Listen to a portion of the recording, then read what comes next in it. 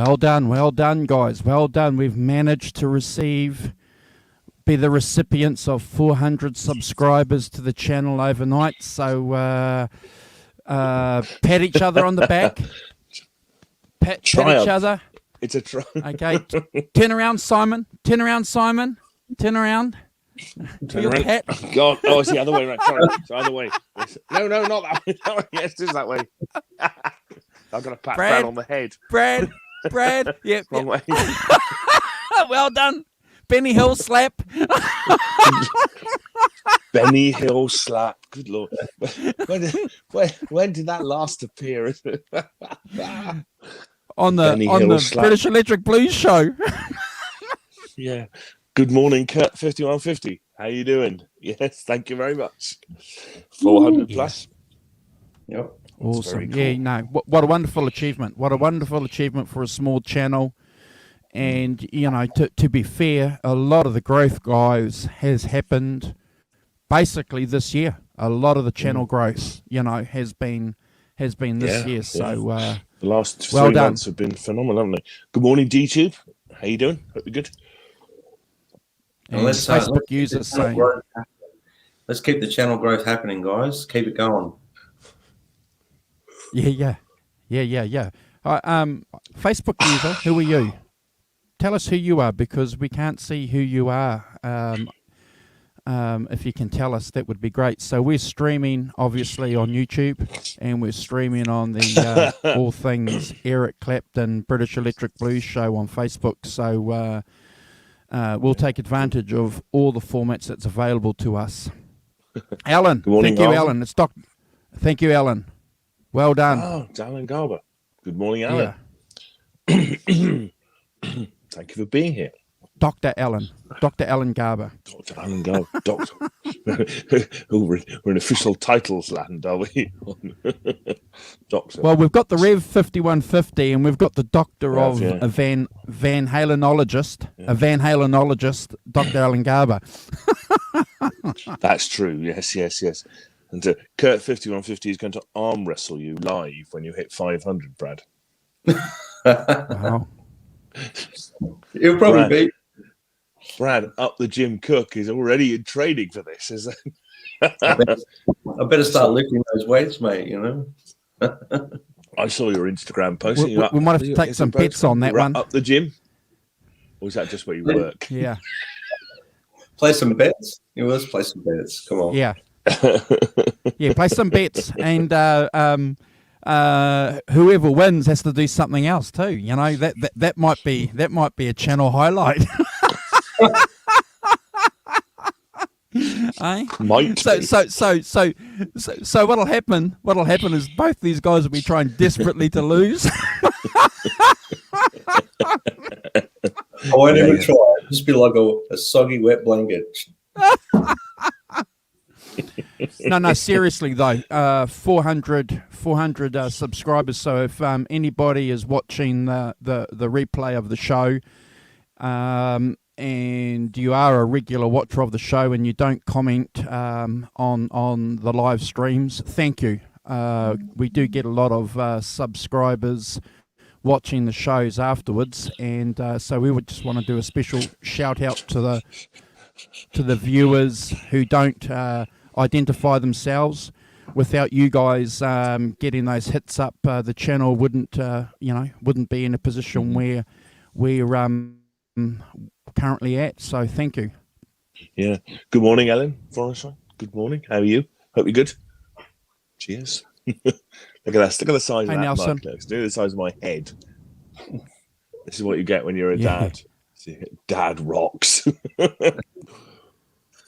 Yeah, no, it's good. It's good to see all the regulars in here joining us. Kurt 5150, who's just made himself at home as a co-host. It's almost as if you're part of the furniture, Kurt. And Top Brad's pushed himself into the front here, so you know. I can't get out. You won't let me, Andrew. Andrew won't let me leave, guys. He keeps dragging me back. You can check out. I've got friends in Australia. Yeah, I've got friends over in Australia, mate. We'll send They Warren. owe me favours. They keep rocking up my door, Andrew, saying you can't leave the show. Yeah, there's a few Kiwis over there. There's a few Kiwis in Melbourne. There is, yeah. Where does no, Warren doesn't live in Melbourne, does he? No, No. but he'll do a hit for us if Yeah, he'd rough Brad up. He'd rough him up.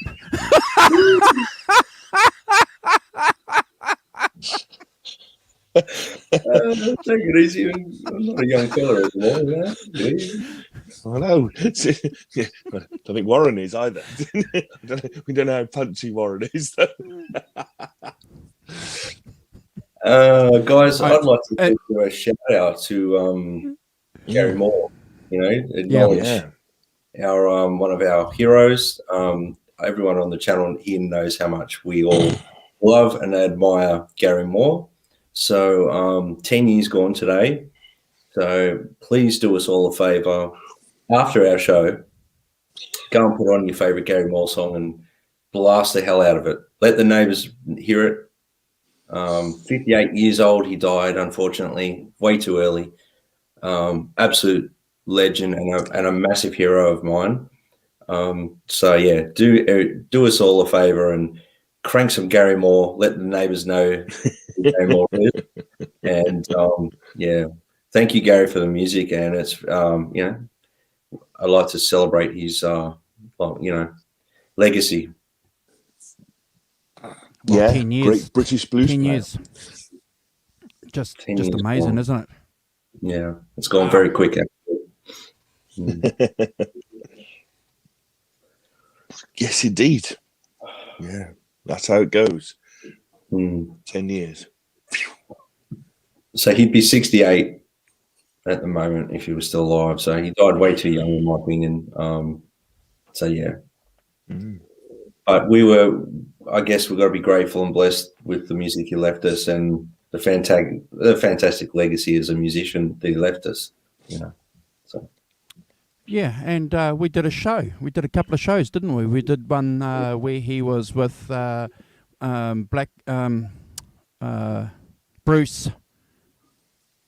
BBM, yep. BBM, sorry. BBM. And we did still got the blues. So yeah. And the reason we did those obviously is because we love Gary Moore as much as we love Cream, as much as we love the Beatles, as much there's our heroes are endless, but when we lose someone, in my opinion, losing someone like Gary Moore was a massive loss to the blues rock world. Massive. He's just one of those amazing performers, not just guitar players, but singer, performer, the whole bit. How old was he when he passed away? 58. Yeah. Wait. He still had a whole career ahead of him, really, at 58. So. Oh. Yeah. Well, when you look at these other guys still performing into their 70s, it's 58's he's a spring chicken, isn't he? Yeah, for blues rock, blues music, 55, 58 is just sort of just happening as a blues artist. These days. It's Because middle-aged. you've got life experience by then, don't you? You've got life experience and, that's where the blues is, the life experience. But anyway, I just wanted to bit of a shout out and pay our respect to Gary. Yeah. Kurt is right. Carpe diem. Absolutely. Seize the day. Here I am, up at 5, seizing the day. Well, when I say seizing, more like giving it a limp handshake.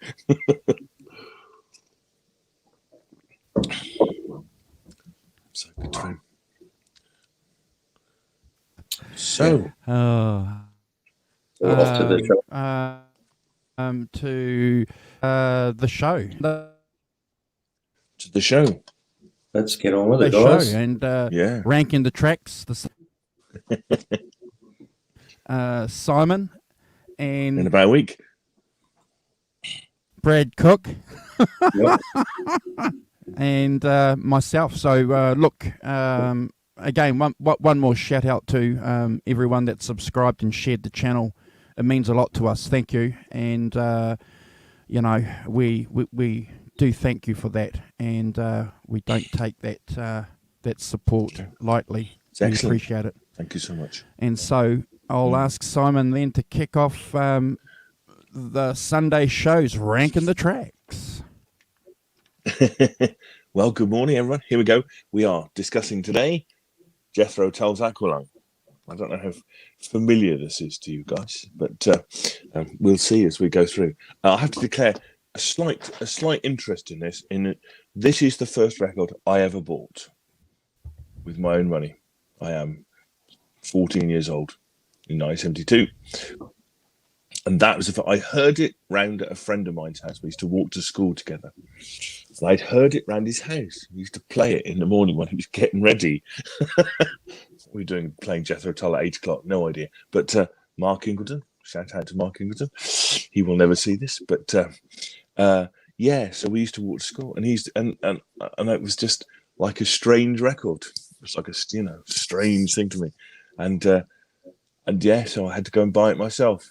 The vinyl, my vinyl is behind where I'm sitting today. It's barricaded in by the table. I've got everything on. But the original album I had a skip on it in the first near the beginning of Aqualung, the first track.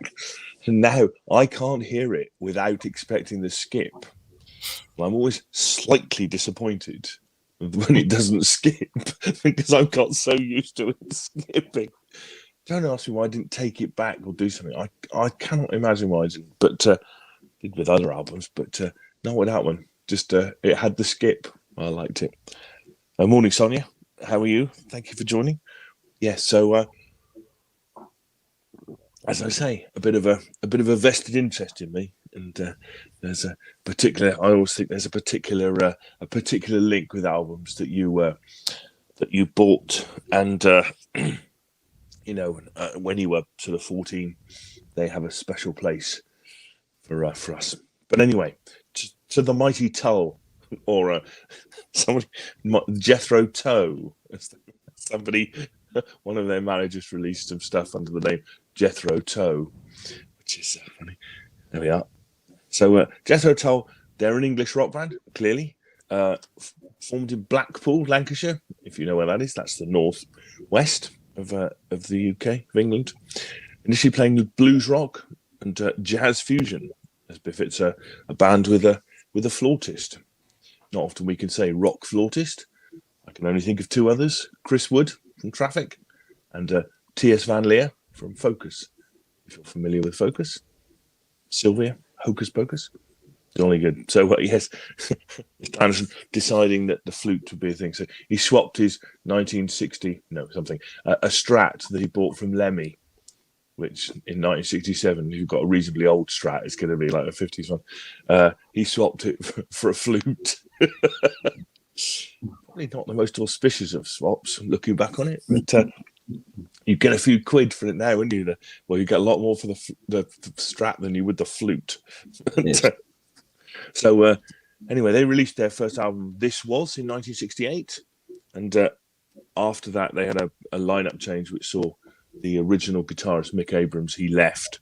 He was replaced by Martin Barr. But not before they tried out various other people, including David O'List from The Nice and Mick Taylor, who was in the. I didn't know Mick Taylor.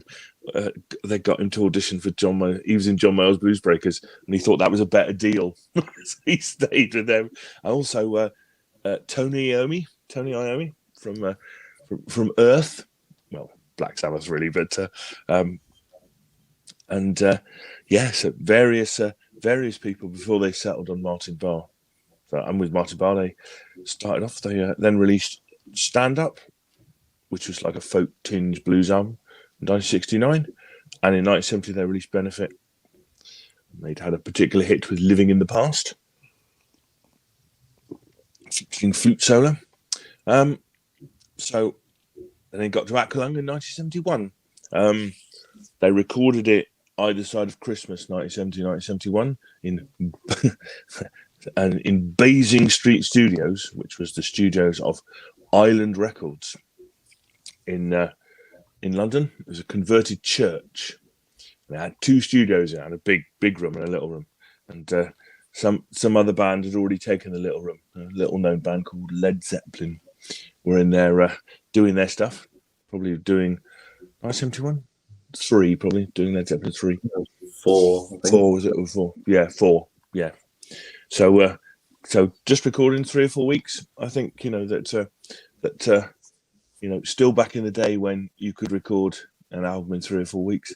Their first album took less than a week to record and cost £1,000, and it was funded by their manager Terry Ellis, who set up Chrysalis Records. It was funded by his dad, who was a bank manager. Because in those days, the bank manager had control on lending you the money. So basically, they went to his dad and borrowed £1,000.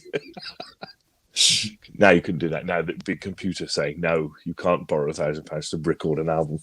Then you could, which is lovely. But by this time, they were formed to Chrysalis Records, which were associated to Island Records, which is why they were recording in Basing Street Studios in London.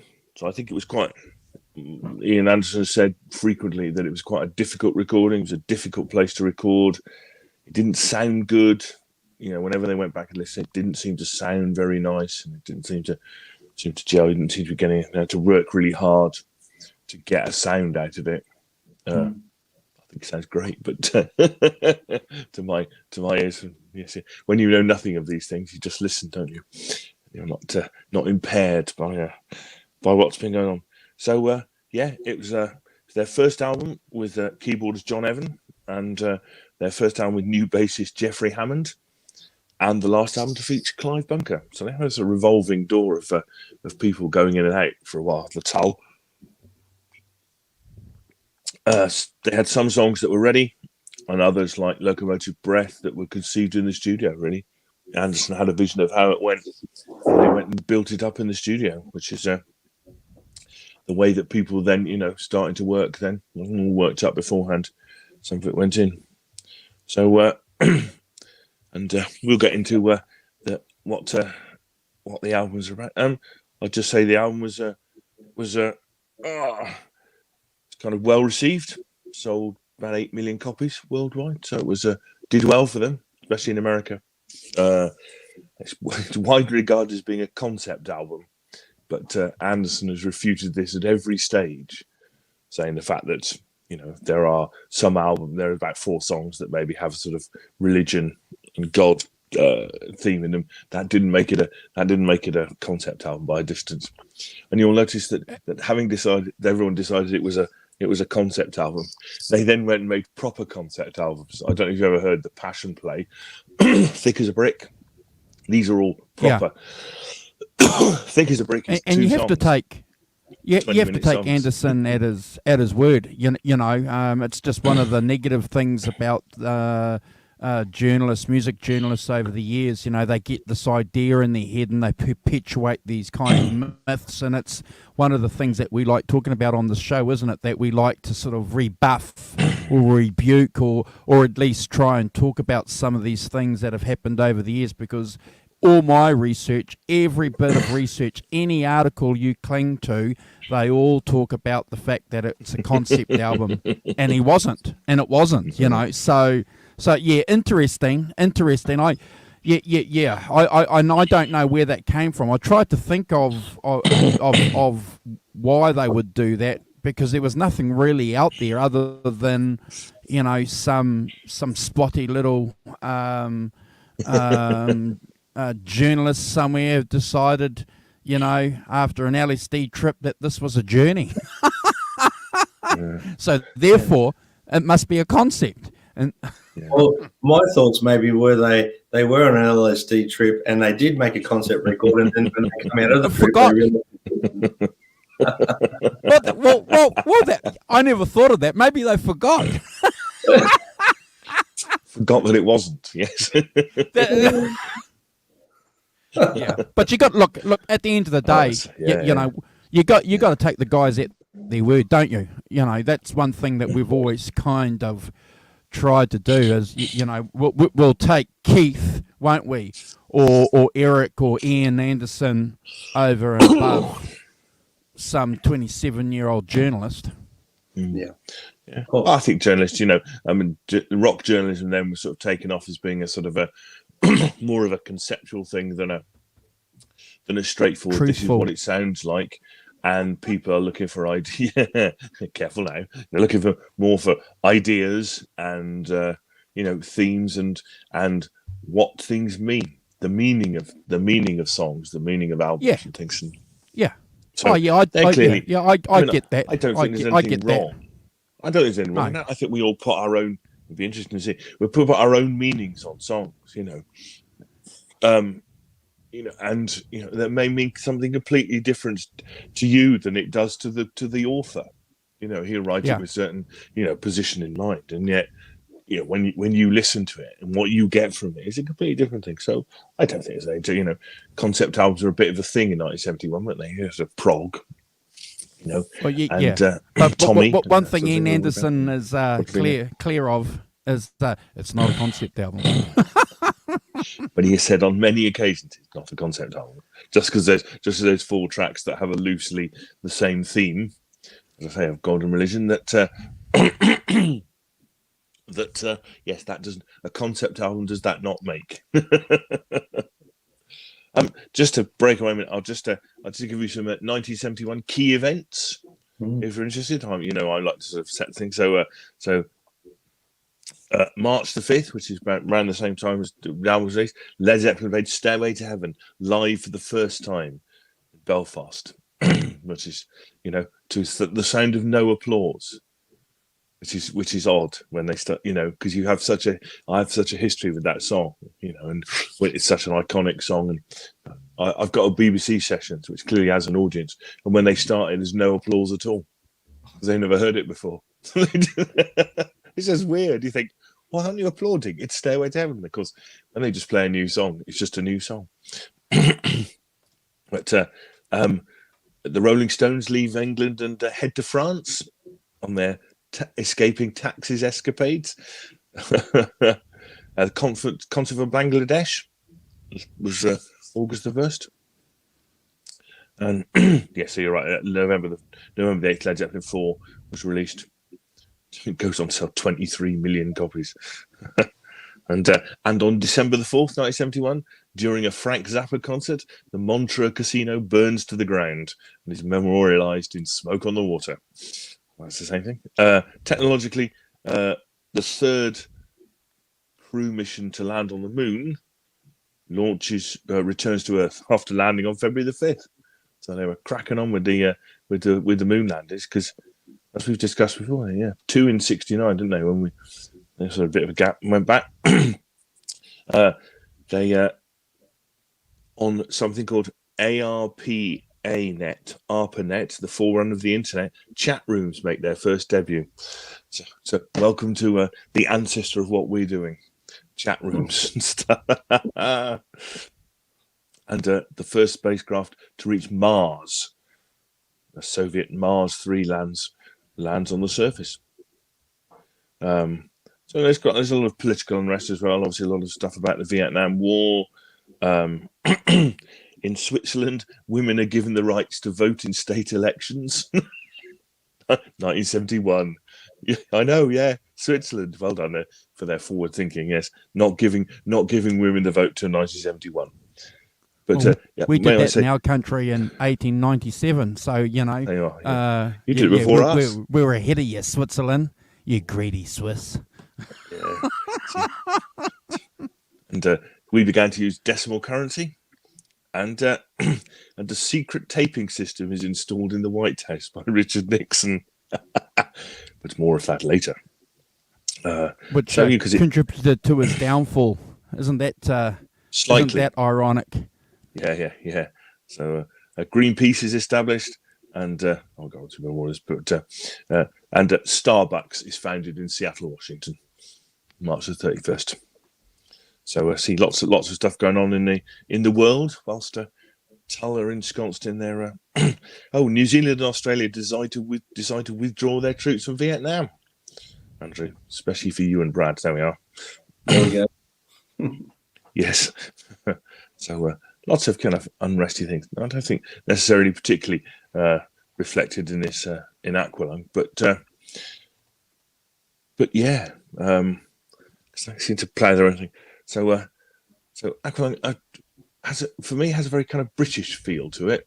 It's kind of very kind of, there is something very British about Ian Anderson. You know, he sings in a pretty much a British accent. There's not much American or mid-Atlantic. You know, he's not doing a Rod Stewart singing in a mid-Atlantic accent or anything like that. Clearly singing in an English accent, which is cool, and a lot of the kind of English folk, you know, references as well. It's quite big around then. You know, groups like Fairport Convention and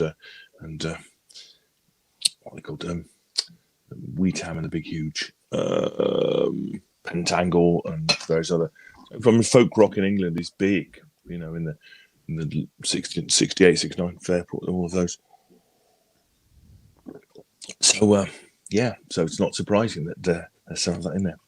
So shall we begin with the tracks, starting with no eponymous? Let's not. Okay. Well, Bossman's going to take up.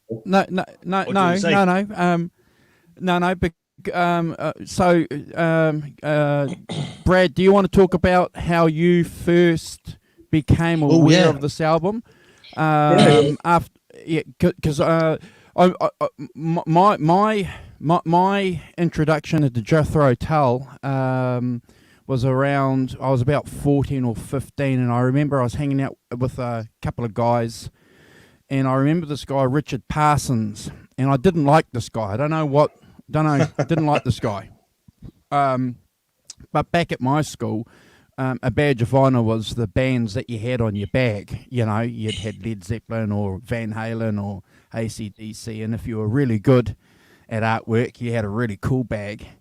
If you had some friends who were really good at artwork, you'd pay them to write some, draw on your bag. And if you were completely useless at graphics like me, you had woeful attempts of trying to do band logos. But anyway, I remember this guy had Jethro Tull on his bag, and so therefore it was a band or a person. And I thought Jethro Tull was a guy, so I remember having a chat to him, saying, try to be friendly to them. You know, who's this guy Jethro Tull? And he turned around and swore at me. But the Led Zeppelin thing, I suppose, you know, we've heard over the years, you know, I like that cat, Led Zeppelin. Oh, Led Zeppelin's a band. So that was my first response. Yes. Yeah. Into this idea of Jethro Tull, and then just listening to the radio, I think Simon and Brad a couple of years later, and then just picking up on Aqualung and Locomotive Breath, and then realising that was Jethro Tull, and then hearing the flute, and then talking with some cats who like that kind of music, and then finally getting the album. So, that was my first exposure to Jethro Tull. Around the same time, I was getting into Led Zeppelin, which I think we probably aren't going to escape making those connections. I think that's going to be a big connection for a lot of the songs. What about you, Brad? Well, I sort of came into Jethro Tull like a few years after I was getting into bands like Led Zeppelin, Deep Purple, Black Sabbath. They first flew under in my radar when I saw that Rolling Stones Rock and Roll Circus, and I saw them on that, and it had Tony I miming guitar in that. Yeah. So I investigated the band from there, and obviously Aqualung was something I dove into, because obviously everyone's like, oh, Jethro Tull, you got to get into Aqualung. So yeah, that's around that 96 era is when I got into listening to Jethro Tull.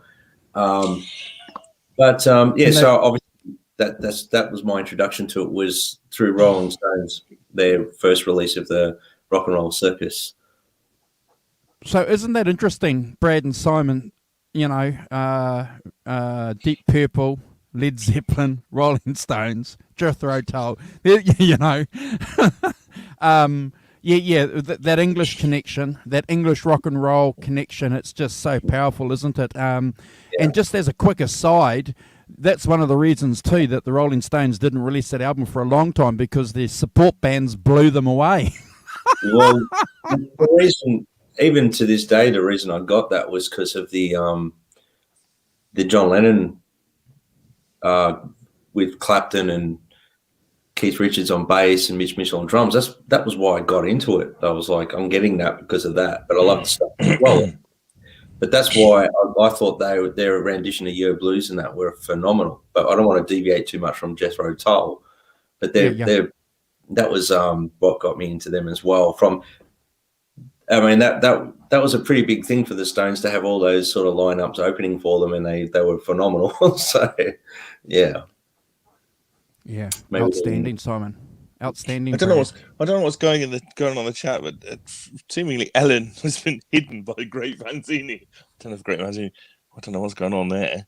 There's a innocuous enough message. Ellen, sorry about that. I'm sure Great Vanzini didn't mean it. Slippery. Yeah. Anyway, we'll see. So yeah, that's cool. Yes. Brad, did you come in at like a sort of, a later album, then work your way back?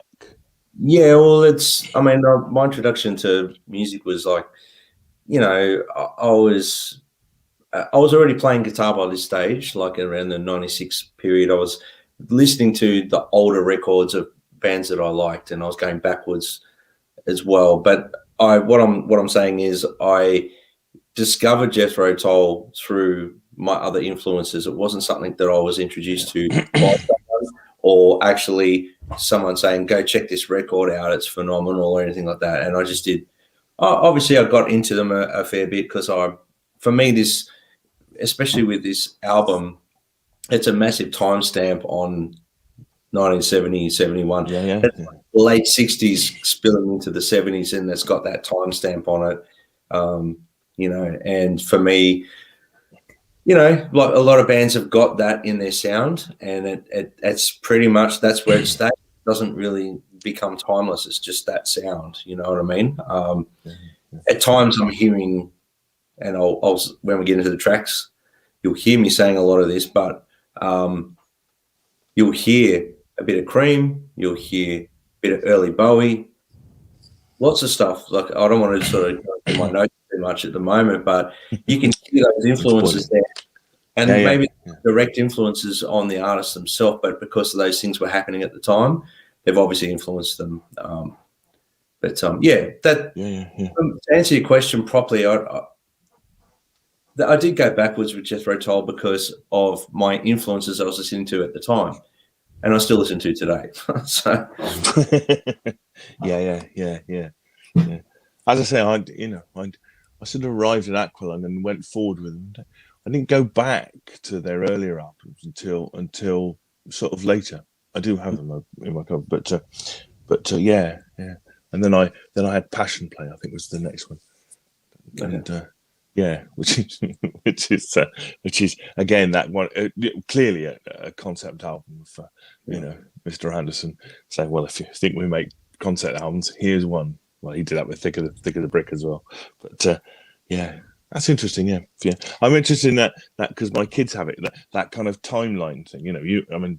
I do clearly because I was born in 1958. I have a clear vision in my timeline in my head about rock music, from 1955 onwards.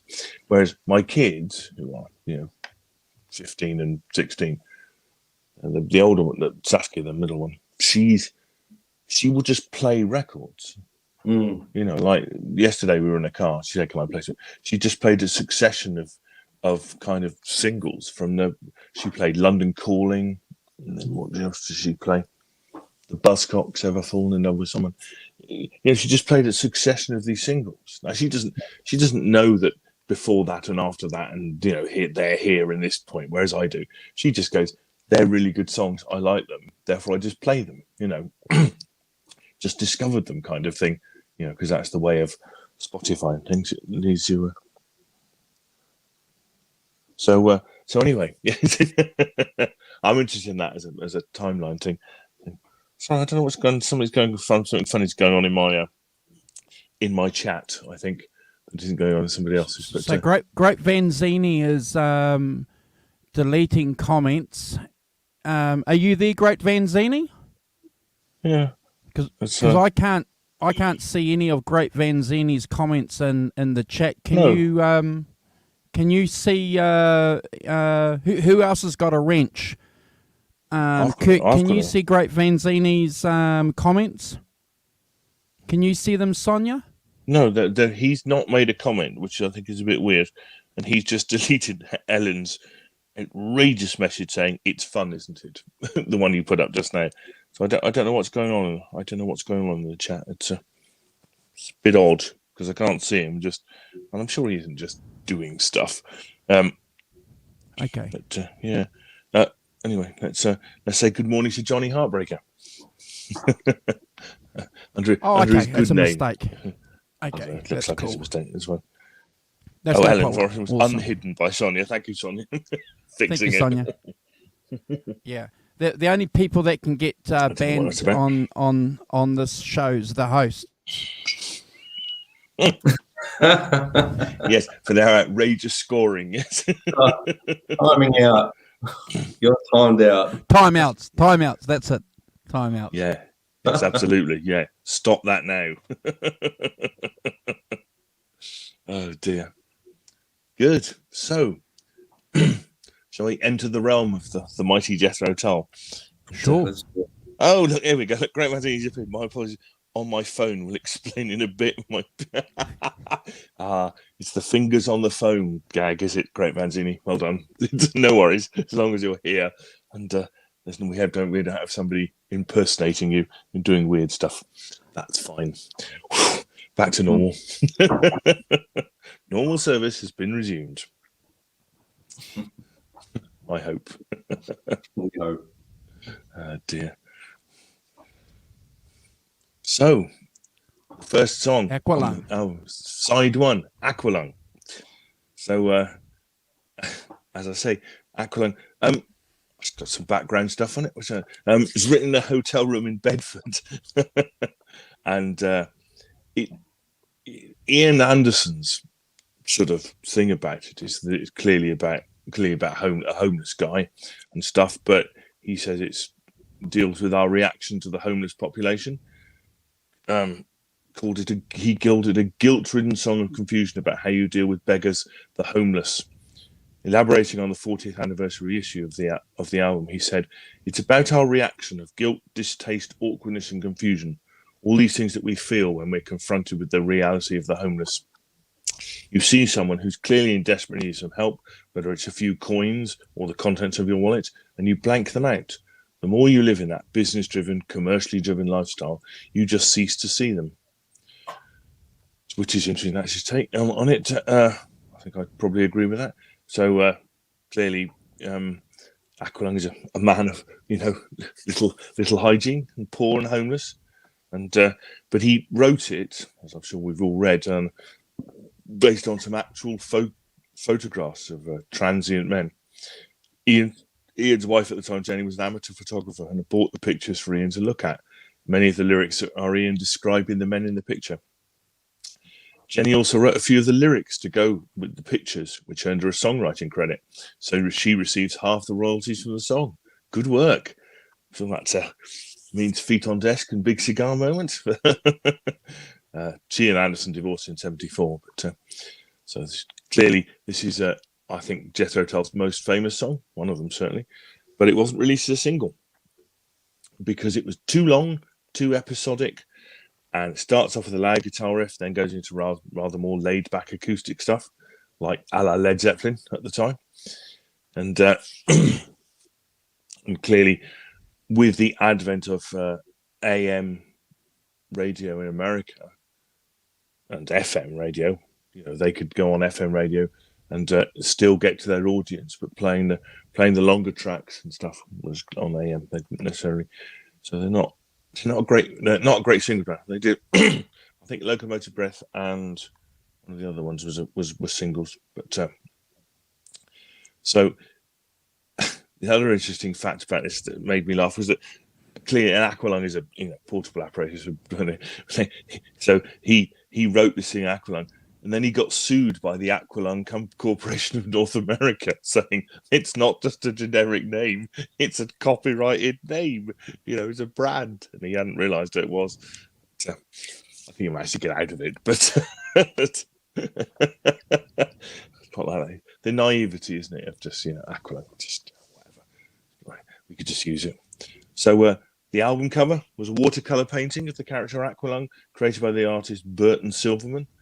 Jethro Tull's manager Terry Ellis commissioned him after seeing his work in Time magazine. Burton took some photographs of Anderson wearing his old overcoat before he painted the cover, and the resulting work looked a lot like a haggard version of Ian, who was not pleased with the painting.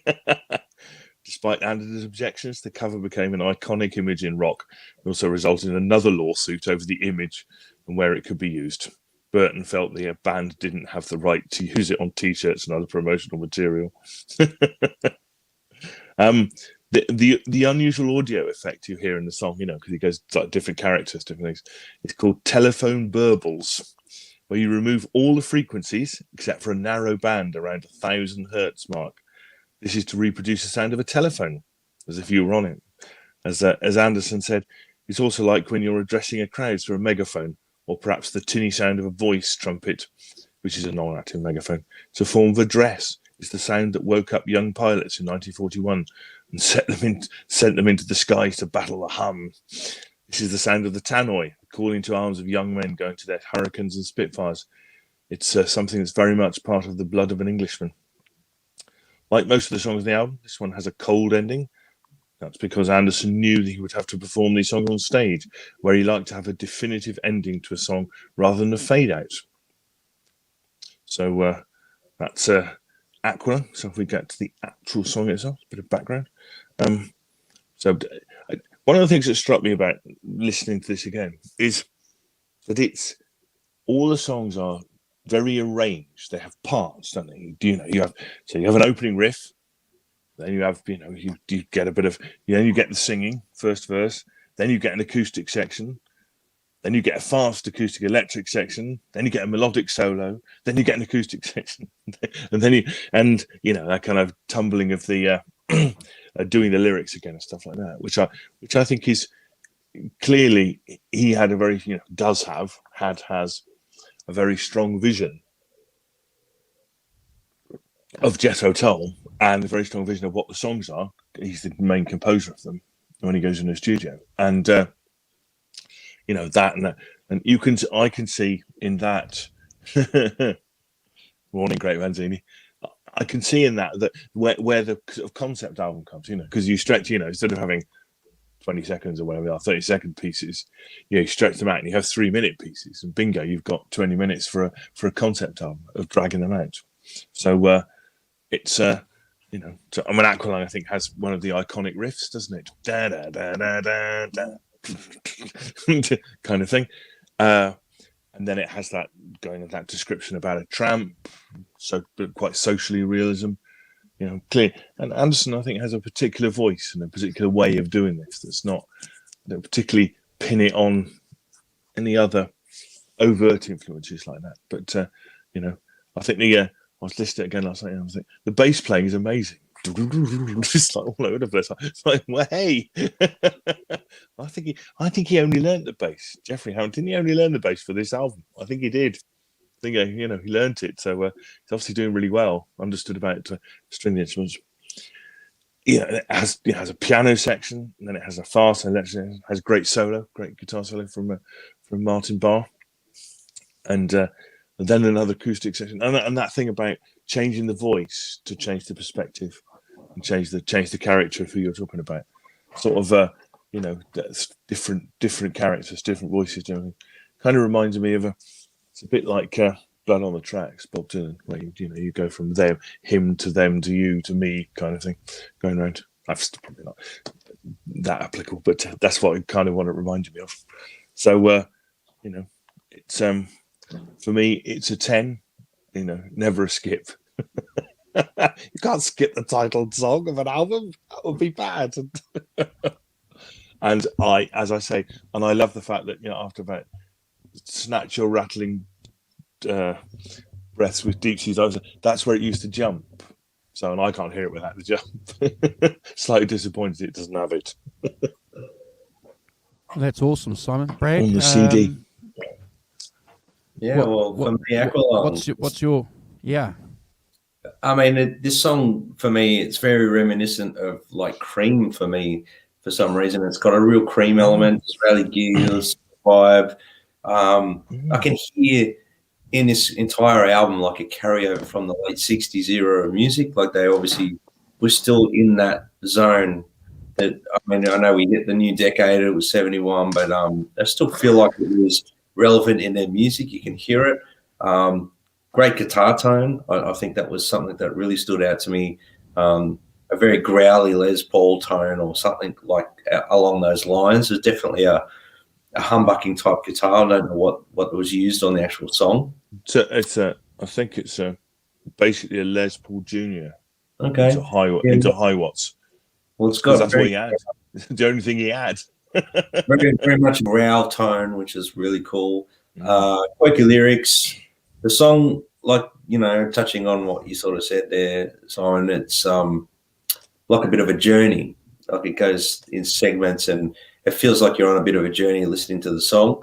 Also the same thing as what you said there, great bass, drumming. Throughout the song, it's happening everywhere throughout the song, and it's also carries on the album. The bass and drumming is really good. It's got a great guitar solo. Solo is very bluesy. I definitely hear a bit of a Clapton vibe on the solo in this one. It's got that Cream sort of Clapton era vibe. And something that became I became very aware of during listening to this. I do hear a very strong David Bowie influence in some of the music and the lyrical content and the vocals. So I never really thought of that before. If you go back and listen to it, if you go back and listen to the song and listen to some early Bowie, there's a definite influence there. I don't know if they were fans of Bowie or whatever, or whether it was probably unintentional. But never seen it as a kind of some influence. It's definitely got that sort of early Bowie vibe to me, in spots of the song and throughout some of the other songs as well. For the album, I gave it a 9 out of 10, and it's one you wouldn't skip on the album for sure. It's a definite 9 out of 10. Yeah. That's interesting. I've never thought of David Bowie in the Tull context at all. Have a listen to some very early Bowie, and then chuck that on and listen to his phrasing. I think it may be unintentional, but I can hear it because I'm a big Bowie fan as well. So I can hear the similarity and the influence. Yeah. Whether it's intentional or not, it's there for me. Anyway. Oh, interesting. Yeah. For me, anyway. So. Yeah, no, that's fine. No, because they're developing at the same time, aren't they? David Bowie hasn't really done much by 71, but developing his Ziggy Stardust thing. But that's interesting. I never would have thought of Bowie in the context of this. I think of Bowie in a different context, really, kind of a bit more. I don't know, but there is that Englishness about Bowie, isn't there? There's that kind of, he's Lionel Bart sort of thing. Tony Newley, because I'm singing a bit like Tony Newley, which is a bit harking back to that kind of music hall kind of thing, which I guess Tull have some of that in them as well, that kind of British thing.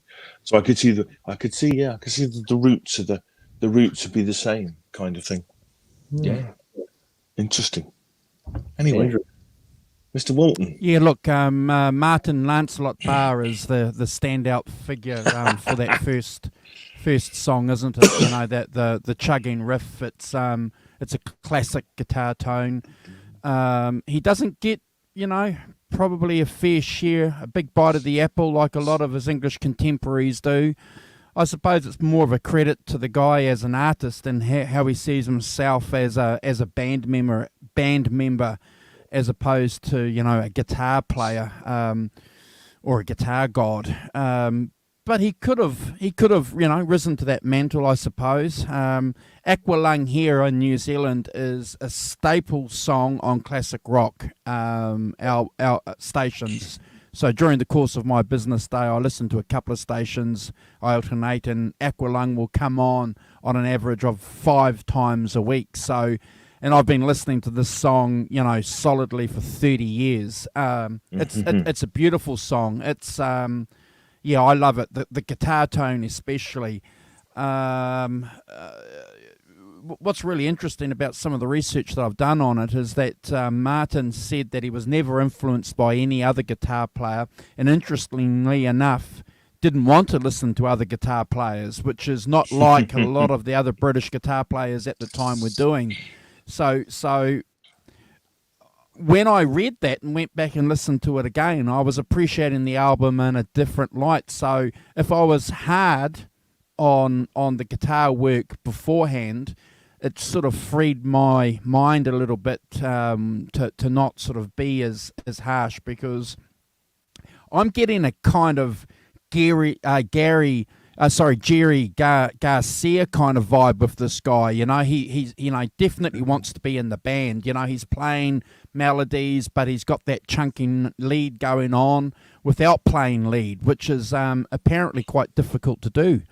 Maybe Brad can tell us a little bit about that. You know, you're playing lead, but you're not playing scales or patterns, but you're playing melodies. So I don't know how that works. I'm just a simple blues guy. So look, it's a 10 out of 10 for me.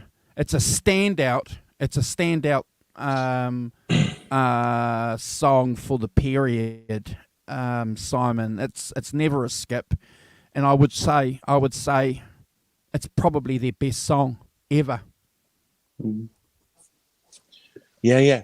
I mean, yes. I mean, I think it is the one song, isn't it, that you would, if somebody said to you, "What are Jethro Tull about?" you would put that on, wouldn't you? Yeah, you know, definitely. Clear knowledge that has all the elements of Jethro Tull in it. Maybe with that flute, maybe. Anyway, but yeah. No, I agree with you about that. I think it's interesting, isn't it, that thing about Martin Barr? See, I agree with you, Andrew. I hear that very kind of melodic thing that, you know, and that playing a tune, which I agree with you is kind of quite Garcia-like, isn't it? The Great Video played that kind of very melodic way, in a way that I don't hear so much blues in it, Brad, which is interesting. But you do. No, so I think that's it's not what I hear really. As I say, Andrew, I hear a fairly unique voice in that, and kind of going, you know, playing that particular way. I mean, I love the sound of the electric guitar on this as well. I should say, you know, I think one of the things that definitely drew me was that kind of that chunky chord thing that he does. That seems to have a sound that's not particularly like anybody else. And you are right, Simon. He was using high watts, and they had the same issue that Mr. Clapton had a few years earlier. You know, where they were recording the album. It just escapes me. Maybe you've got that in your notes there. But they were having issues. Basing Street Studios, which is Island Records. Yeah. Studios. So they were having issues at the start, apparently, of how to mic the guitar. You know, to get. Right. Obviously, what the guitar player was hearing on the tape, which, as we all know, you know, just because you're playing something doesn't mean that what you're playing is you know, what you want to hear. So, but volume was certainly an issue for them. So, yeah. And I think in that big room as well, be a lot of echo and a lot of. Especially it's an old church. There's a lot of stone to bounce off, isn't there? An old church. Led Zeppelin quite rightly were in this small room. Bit of natural reverb. Natural reverb, sir. Can't go past a bit of natural reverb. What a salesman you are! Yes, it'll ride up with wear, sir. And incidentally, before you go on to your next song, he was heavily influenced by a guy that passed away. Leslie West from Mountain. He has been on record saying that he was a big influence on That's right. Which kind of... That's where the Les Paul Jr. came from, wasn't it? Yeah. West, yeah. Yeah. So kind of, you know, again, you know, these Americans and these British guys, they just can't get away from each other, can they?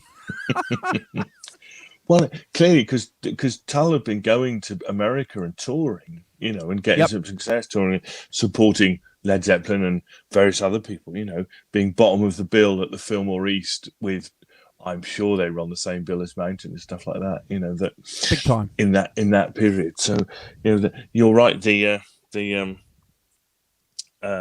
You know, that interconnection and that swapping of musical styles, influences, whatever, would have been very strong then, wouldn't it? You know, because as we've said, that the community's wasn't that big in those days, really, because it was, you know, embryonic, growing.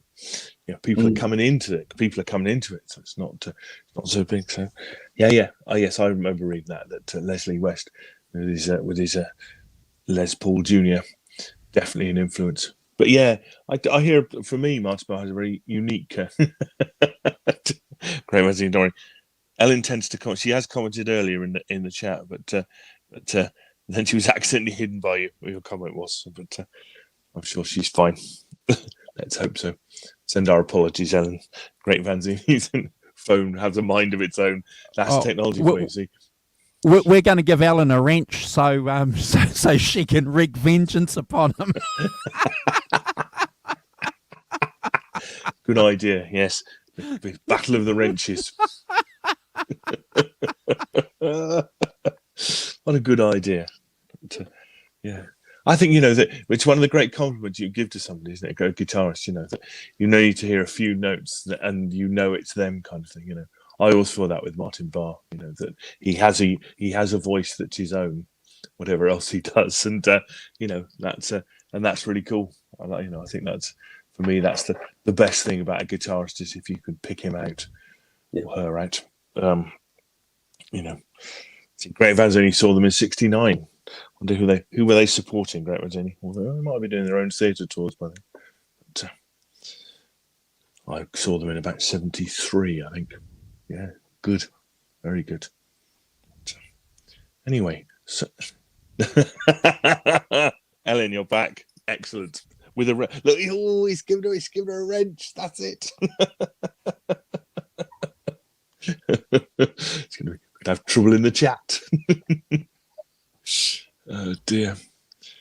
Anyway, so so on to song 2, which is Cross-Eyed Mary, which clearly is a companion piece to Aqualung. Just them alone. Oh, okay. Good, cool. Doing their own thing by then. That's good. I always think of Cross-Eyed Mary and Aqualung as being sort of companion pieces. I mean, clearly, because Aqualung appears in Cross-Eyed Mary as a character, you know. Anderson has described Mary as, you know, as a schoolgirl prostitute type, you know, the type of girl who's not the prettiest but gives out. I think I heard him on an interview say that. But you know, he's again, we're talking about, you know, people who are living on the edges of society, people who are having you know, trying to make their way in that edge. She's clearly, you know, being a prostitute and selling her soul and her body. And you know, Anderson said, you know, there are these human types that we thought was undesirable and unpleasant, but are all God's creations in one way or another. And there must be within these people some very essential humanity, even some goodness, some good to their character or personality, which is laudable. So, you know, the Mary in this song is, you know, is a good person reacting to bad circumstances. And she's a kind of, you know, that thing about, it's the kind of Robin Hood thing, isn't it? Robbing for the rich. And she takes as much money as she can from her clients who can afford it. And, you know, but gives away her services to those who can't. And just a sideline, the jackknife barber is a man who performs abortions, backstreet abortions, which is a feature of the day, really, isn't it? 60s, 70s, you know, still very much a backstreet thing. As far as I can, you know, again, I think that this is built in the same way that, you know, that Aqualung has a kind of flute trill opening. The flute, and then the mellotron, you know, kind of thing coming as well with the sort of strings, and when the bass follows the flute, and then you have this kind of verse thing where, you know, it would be upon that very kind of thick big chunky guitar chords. I love the sound of that. I think it's a fantastic sound. And then they change the rhythm and they change the voice, to do the that sort of very kind of megaphony type voice. So again, it's kind of built up of parts, isn't it? I'm going to do this like this. There's verse, then there's a riff, and then I'm going to do flute, and clearly kind of built up. And Anderson has a vision in his own mind about how it's going to work, so that and here we go. Then we have a flute solo. Yeah, it's not often you could say that, is it? And then there was a flute solo, and then a guitar solo, and then that kind of thing he does a lot, which is repeating the lyrics from earlier, repeats. And but again, that kind of very English feel to it, isn't it? It's not something that the tone and the lyrics and the way the words that are used is very, I feel, a very kind of English, not an American thing. I don't hear American influence in the words to this at all. I think it's a very, I hear English. That thing about going back to Aqualung, that thing, he goes down to the bog and warms his feet. I mean, that is not a phrase you'd hear from any other country other than England, isn't it? The word bog. I'm sure other countries use it now, but I'm sure, for me that's a peculiarly English word, and the same with Cross-Eyed Mary, really. That again, really strong. I love this as a song. I think it's has what I like about them is that there's always another bit coming along in a minute. It's like another, if you don't like this song, there'll be another one along in a minute. Hello, got a bit of tingy feedback. I think it was Brad. Came through on my end. It threw my computer for some reason. Sorry about that, guys. I was saying, what are you talking about? Yeah, you're right, Graham. The whole flute thing was very much of the time and unique for that time as well. Pretty much, as I said, I can only think of 2 other flute players, but so I think that for me, it's a 9 out of 10. It's never a skip. It has an idiosyncrasy, and and a kind of uniqueness to it that I think is really powerful for me. And is it a song about something? And interestingly, not a song about love, not a song about getting off with girls, as Anderson obviously clearly takes himself a bit more seriously than that, for better or worse. But yeah, Brad, what do you think? Well, for me, Cross-Eyed Mary, it just, for me, I could hear early Sabbath vibes happening.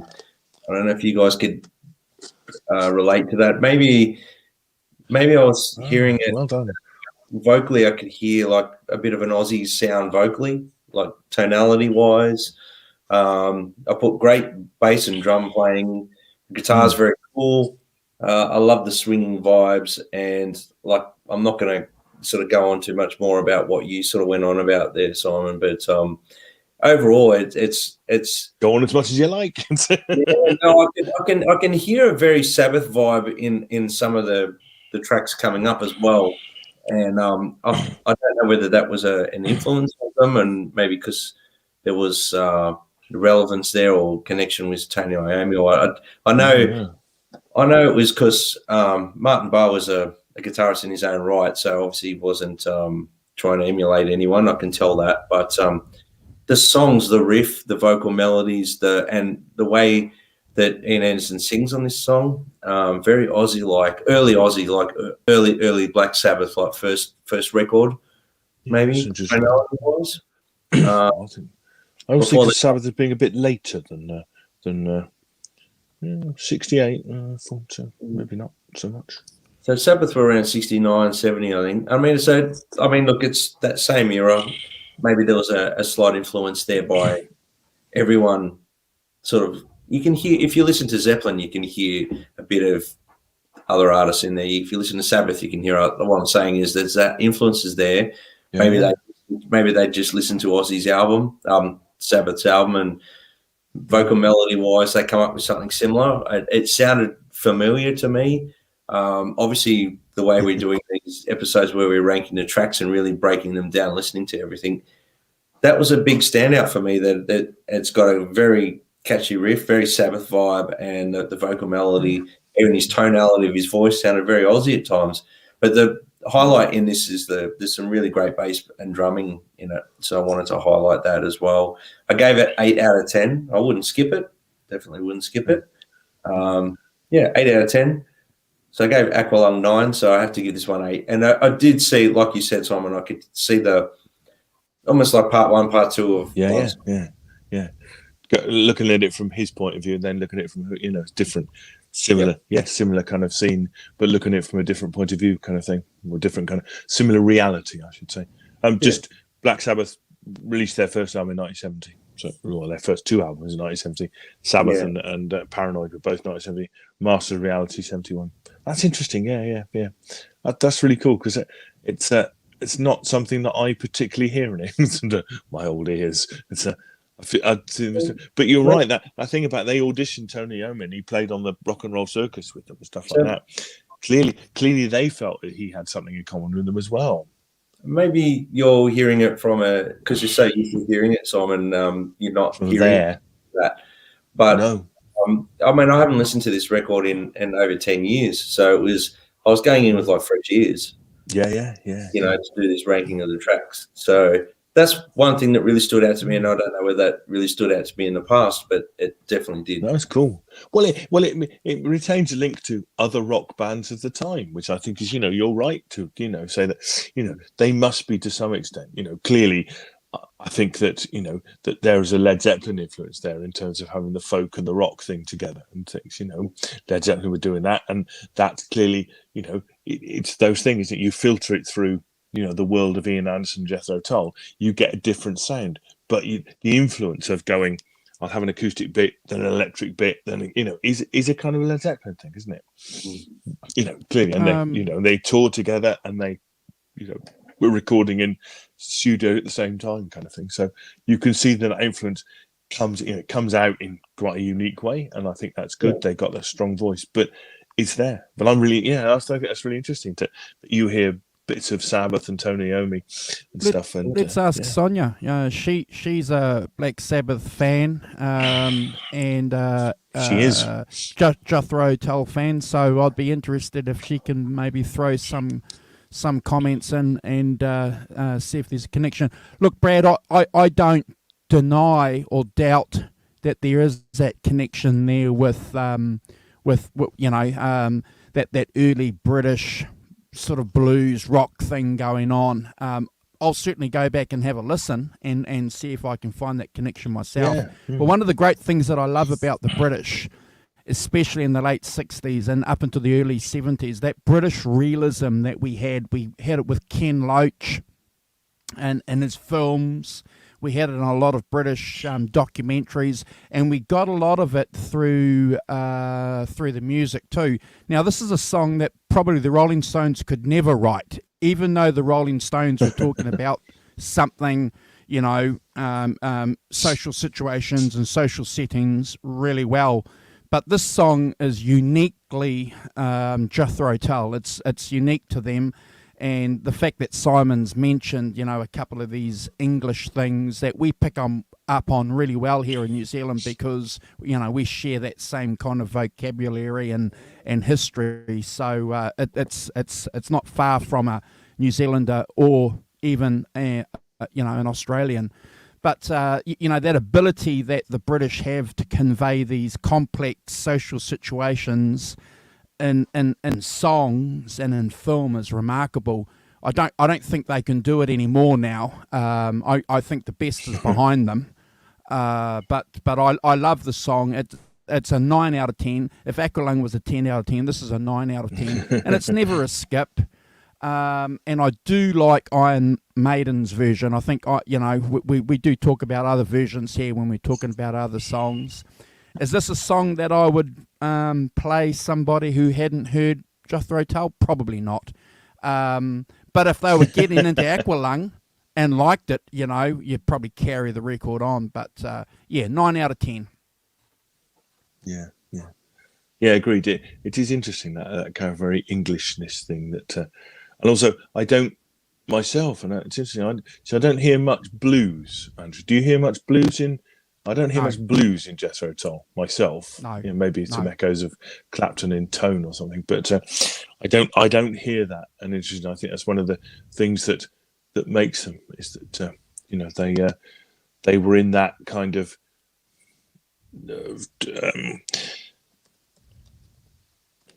more folk. They're in that folk thing with as I said with Fairport Convention, the Incredible String Band, Pentangle, this whole kind of the Canterbury movement had a bit of a caravan, bit of a seep into their kind of, and maybe in some kind of way, Jethro Tull, influenced that, because that Canterbury scene still continued for a long, long time. So, and get on to the next song. I think the point that you made about the flute is again uniquely English. I don't think an American at the time could have done that. I can't think of any American band that could have put a flute in the hands of their front man and make it work. So that in itself deserves, Ian just deserves a bow and recognition for that, making that work. Yeah, absolutely, yeah. It's which I think that and that ability. But what's interesting about that is that they were able to take that real Englishness and take it to America and make a big success out of it. The Americans can listen to things, Simon. They're great at listening to stuff. But coming up with something like that. No disrespect to great. It's just I don't think it was something that an American band could have done. No, I agree. They couldn't have done it. They didn't. It's a different perspective, isn't it? In America, you'd have blues and American folk and different.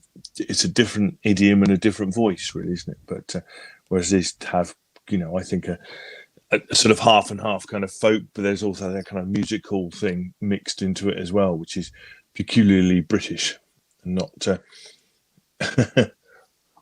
Yeah, they did, Arvin. That's right. Yeah. So I think we're talking about a fairly, if nothing else, a unique voice in rock, really, with Ian Anderson particularly. He's the main songwriter in this and stuff.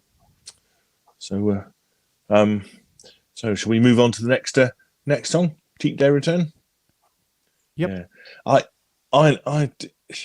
one of my favourite things about this album are these little kind of just vignette songs that he just put, clearly.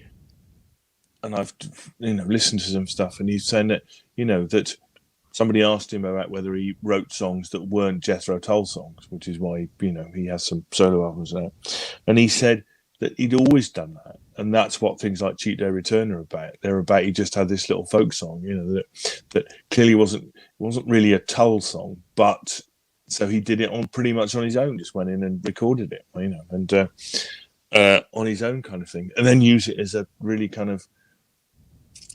I think they're very moving. I think this Cheap Day Return is he'd been visiting his father, who was seriously ill in a hospital in Blackpool, and he sketched the song out whilst waiting for a connecting train to London at Preston platform. On Preston platform, do your soft shoe shuffle dance? Yeah, absolutely. But he said he may have been joking, but he claimed the song would have been longer, but the train arrived, which I think is very nice. But I think for me, it's a beautifully kind of observed, just a little vignette. On Preston platform, do your soft shoe shuffle dance, brush away the cigarette ash that's falling down your pants. It's just a kind of little minute detail that you're just sitting there. And you sadly wonder, does the nurse treat your old man the way she should? She made your tea, asked for your autograph. It's like clearly somebody found, it's a kind of that twist at the end. And so I love these little vignettes, and I think it's a very beautiful thing. And I'm moved by it as a little song. So I'm going to give it an 8 out of 10 because I as I say, I find it beautiful and moving. Thinking about my dad and stuff. That's good. Brad? For me, I found it beautiful acoustic stuff, very well done. Really nice melody. Nice little. It's like we go back and say this on every time we do these ranking the tracks. You've got to look at it as an album flow from first, to last song, not necessarily as a track on its own. And that's how I try to rank them in context of the album and where it sits on the album after two sort of pretty blasting type sort of bigger songs. It puts a bit of shade. We've got the light, the shade, the light, the shade. It kind of it has a nice flow. I gave it a 6.5 out of 10. Just mainly because it's borderline skip to the next track, maybe, I'm not sure. But in the context of an album, I would sit there and listen to it and enjoy it. So it's not very long either. It's just 121. Yeah, that's an hour and a half. So it's not like it's something that you need to torture yourself to sit through. But yeah, definitely. And all the things you said, Simon, as a kind of, without repeating it, I mirror most of that as well. So yeah, beautiful song. But 6.5 out of 10 for me. It's different. It's different, isn't it? And it's after the first two songs, it sort of gives you some space. And I think one of the great things about Abbey Road, which came out a couple of years or a year before this, Abbey Road gave other bands, I think, the license to go out there and put these little short bits on their albums and get away with calling them songs. Does that make sense? When you consider side two's made up of all these little medleys. So, we've got a couple on side one here, and we've got a couple, well, certainly one on side two. So, one on side two, yeah. That little bit of breath, that the band gives, very clever, very smart. Probably something that might work really well in a live situation. So I want to throw this out to Great Vanzini. Did they put these little vignettes, these little pieces into the concert that you saw? Were they just little chunks, or were they big jams? We don't know, because as we know, guys, that a band's album's completely different to what they would do when they're touring it, So, very clever, very smart. The acoustic guitaring is just beautiful, isn't it? Yeah, fantastic. Yeah, I just, I love it. I think it's just again, beautiful. I'm giving it 8 out of 10. Is it too short to skip? I could understand why you'd want to skip it to get to Mother Goose. Yeah, but I wouldn't skip it.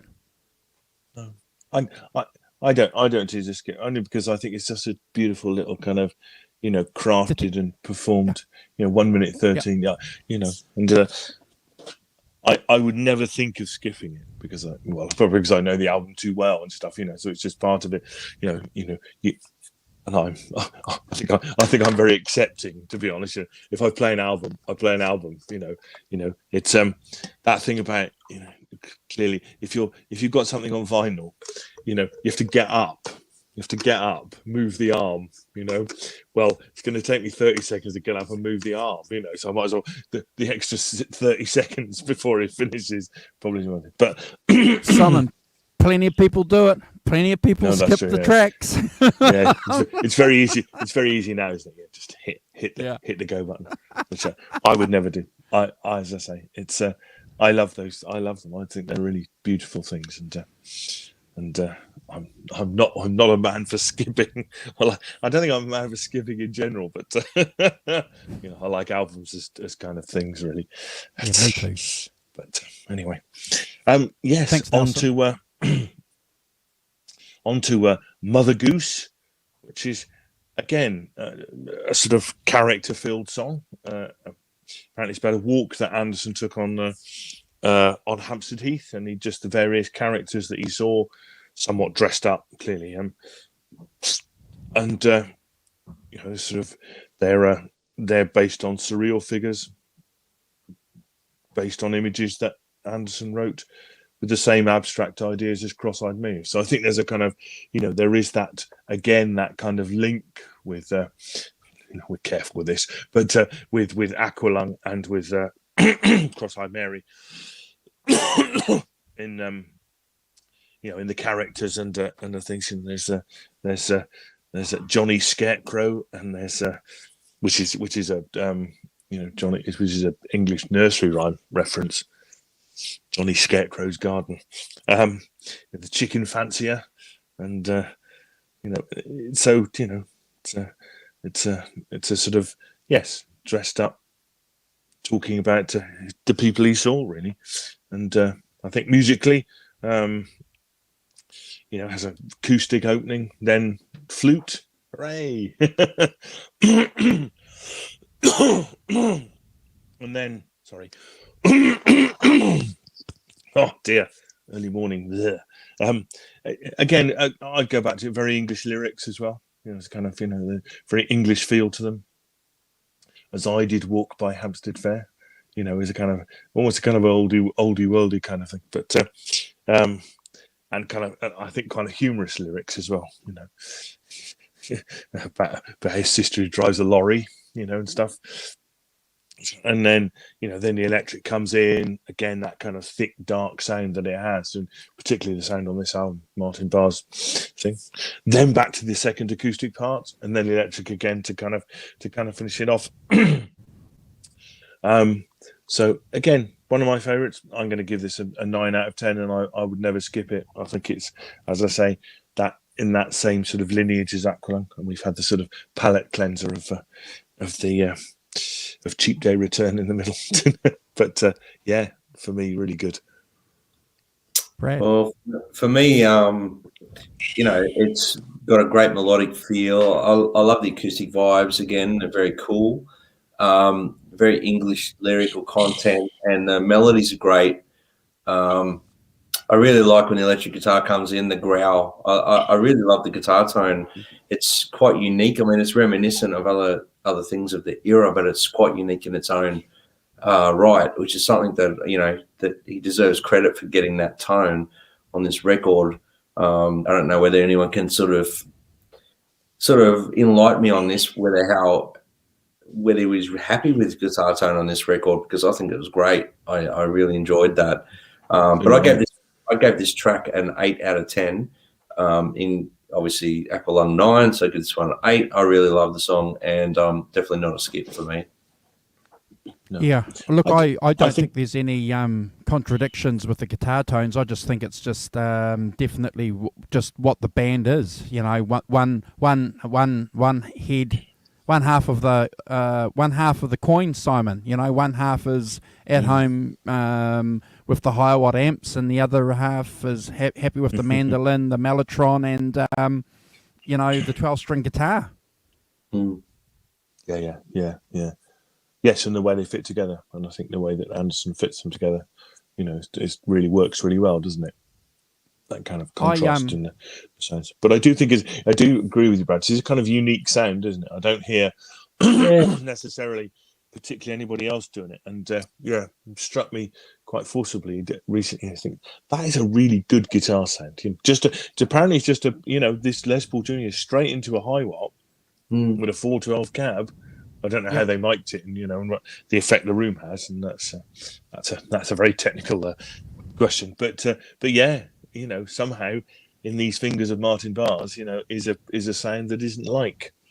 Well, I was lucky enough when I was 15 years old. I had a very good friend of mine, and if he ever watches this show, his name was Garth Blomfield, and he's responsible for getting me into a lot of bands, and this is one band that I spent some time with him listening to, and anyway, I remember he was lucky enough to pick up a 12-string guitar, and he'd been listening to this song, and he called me over, and we went into his garage, and he wrote this song, and I only remember the first couple of words of the song, and it kind of blew me away because it's language that your normal friends wouldn't use, and the words were to his song, "Henceforth she wandered." And for me to hear another 14-year-old guy, sing a song with starting off with that, and saying to me that it's directly influenced by this song and Led Zeppelin blew me away, and still does. So Simon and Brad, when I hear this song, I think back to those innocent days of just sharing music with a fellow 14-year-old, and that transportation back there, and it's a theme that I'm probably always going to talk about when we continue doing these shows, especially if they're albums or songs close to me.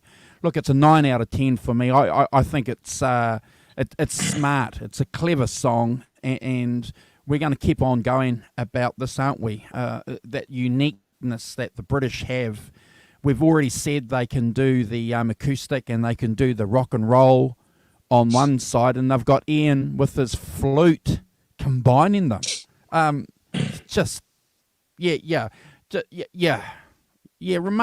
Remarkable. Yeah.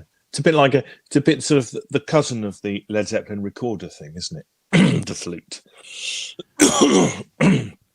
has a similar kind of, sort of a acoustic kind of, breathy vibe to it. I think Deja Voodoo is right. Breaths and interludes are vital to their sound. I think that's very true. Voodoo. Good point. Yeah, but yes, I agree. I think that the flute gives it something, doesn't it? Gives it a lift, gives it a change of emphasis, and a different sound. So cool. So anyway, on to Wandering Aloud. Again, I need to declare something of an interest here. When Caroline and I got married, which is 25 years ago this year, we got married on.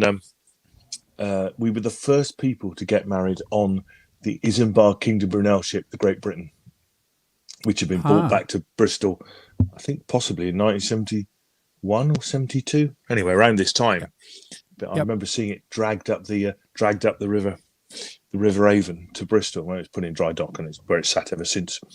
And they've done it up, and it was in the days when they opened up wedding venues, so that it wasn't just churches.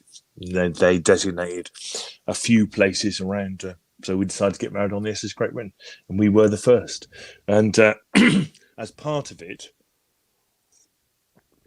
I made up a tape of kind of just music, basically, to play whilst we were waiting for stuff to happen. Rather cheekily, it was all acoustic stuff actually, except for two things. One of which was this Wandering Aloud, which I thought was pertinent to the day. Had some pertinent observations to the day, to relationships. And the other one was they said, by the way, you can't, because it's a secular place, you can't have any religious music. So I, being slightly rebellious, put on Jesu Joy of Man's Desiring by Leo Kotke to play quietly in the background. Nobody noticed, so I didn't get into trouble for it. Yes, that's true. Yes, Deja, that's good. That is a good point. Yeah, Supertramp are a good a good shout for that kind of Englishness that translated. Yeah, and of course using a saxophone instead of a flute. But yeah, especially that acoustic thing. Some Supertramp on Crime of the Century tour, in a little venue in Bristol called the Victoria Rooms. Very nice. Hold about 300 people, 400 people, that sort of thing. Anyway, so as I say, Wandering Aloud was played. I played this at our wedding. So again, I think it's a beautiful little vignette of a song. I think that I love the details of it. I love, there's kind of minute every, and she comes spilling crumbs on the bed kind of thing. I love that kind of thing. I think that's it's a beautifully observed and piece. I think that it. That it's just that kind of beautiful piano, acoustic guitar, strings just coming in, just give it a lift, and yeah. So I'm very fond of this thing, and I think I'm all for a song with a good payoff line. It's only the giving that makes you what you are, which I think is as good an adage to live by as I can come up with myself. So I'm going to give this a 10. not because that's a personal thing to me. It's not. Because, as I say, I think it's a lovely song, and it has a personal connection to me and Caroline, and therefore I'm giving it a 10. It's fine if nobody else does, but and that's what these things are. They're a personal thing. I think we're ranking them as a personal observation, or how they affect us, or what mood they put us in, or a time frame in our lives. So, like with Abbey Road, for example, I was quite deep about some of the songs and ranked them because of what they meant to me, not necessarily based on the song. But I mean, that's great. That's a wonderful story. For me, it's a nice melodic song, real earthy vibes, real acoustic and vocal thing. I can hear, and I've said this previously, I can hear a Bowie vibe. If you go and listen to some early Bowie, I can really hear it. Really nice string section. I gave it a 7 out of 10. I enjoyed the fresh feel of the song as well. So I don't know if you guys pick up on the earthiness in the song, but I can definitely feel that. And it's very reminiscent of a lot of bands that were doing at that time too. But it's very Jethro Tull. Yeah. I think the English have been doing this for a while, and it's wonderful because the Rolling Stones did it with Lady Jane. The way that they incorporate these. I don't know if I've got the right time frame, Elizabethan kind of themes or lyrics, and they pull it off really well. It's borderline corny. It's borderline. When you look at Mick Jagger singing, Lady Jane and some of the, it just about could fall over. I'm going to give this 20 out of 10 because it means so much to Simon. Thank you so much. No. Originally, I had 8. I'm looking at my notes here. I had 8 out of 10. Look again. I've just made another note here. Again, clever use of songs and tone tempos, which again is something really, really good that the British bands were doing. They had it locked down for a long time, for about 4 or 5 years in that 60s, 70s periods of just changing the keys and the tempo, taking you on a journey. And again, Simon keeps going on about, if you're going to sit down and listen to an album, listen to the album. It's not about the song. And if there's one thing that our series gives people the ability and the confidence to go and do, go and listen to the album, because in this hustle bustle, we probably have a song list with 50 songs from 50 albums, So I do appreciate the fact, guys, Simon and Brad, that I can go back and renegotiate listening to albums. So, yeah, 8 out of 10, Simon. Thank you. Yes. But you just gave it 20. Oh, sorry. Yeah. Oh, yeah. Okay. 20 out of 20 out of 10. A Brad score. Then. First Brad score of the evening. Yes. That's all for you, Simon. That's all for you. Well, I think that's very kind, and I'm touched by that. As I say, I think it's as I have a personal connection to it, therefore I'm giving it a 10. But I don't expect anybody else necessarily to have it. And if you guys could be more clear-eyed about it than I am. I love phrases like wondering aloud, will the years treat us well? That's a kind of I like that. That's something I like. Appeals to my sentimental side, I think.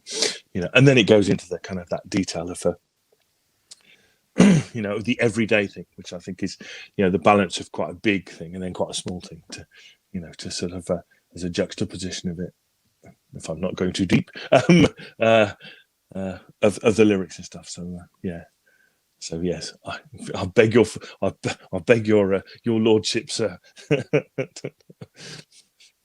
what's it thing for me in my sentimentality. But anyway, so. Yeah. Still, don't worry, we haven't got to the end of side 1 yet. So song 6, Up to Me. Again, this thing about using very kind of to me that there's still this everyday thing that's going on. Take me to a wimpy bar, take you to the cinema, leave you in a wimpy bar, kind of thing. Those kind of everyday kind of you feel like it kind of happened. It's a story of a day or something that happened. Kind of thing. That I think is is interesting and that's the way that the way that Anderson writes, and he's again quite, as we said before, it's quite arranged. It starts with laughter and ends with laughter, so it's a sort of bookend of laughing. Again, acoustic and flute to start, and then the electric guitar comes in. Then it does, take you to the cinema, leave you in a wimpy bar. You tell me they're going too far for coming. It's kind of quite an everyday scene, young people kind of thing. I don't know if people know what wimpy bars are. I hope you all know what a wimpy bar is. It's like a sort of early hamburger joint, where the kids went to hang out. British version of America, which was never very good, frankly. But that's where the kids hung out in the absence of anywhere else.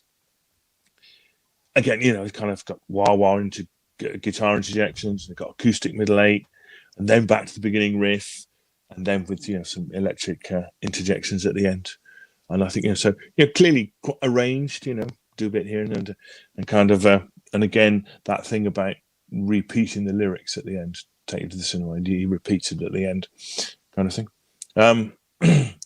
So to pick out some, yes, I think that there's some very specifically English. There's a lot of English references here. That I buy a silver cloud to ride, which is a Rolls Royce silver cloud and stuff. So obviously made it, and so I feel again that it's kind of there's a sort of social realism to it, and the slow hand, Eric. You had wimpy bars as well, did you, Hunter? If I didn't have it, I don't know about Australia, but yeah. So this is an 8 out of 10 song for me. I think it's really great. I love it, and I love the story, and I love the again that kind of quite complex sort of musical juxtapositions that go on in it. I enjoy the journey of it and how it works. So I'm giving it an 8 out of 10. Yeah, well, I gave this one up to me. It's got like that real trippy feel about it, like a real trippy vibe. The acoustic theme sort of continues in, like from the rest of the album, like sort of with that repeating everything you've said, Simon. The one thing that I really like, and the way that the guitar tone kicks in, that growl, the way they've used that as a it's not like overdone, but it's a standout. Like it really punches through that growling tone that we've gone on about. Yeah.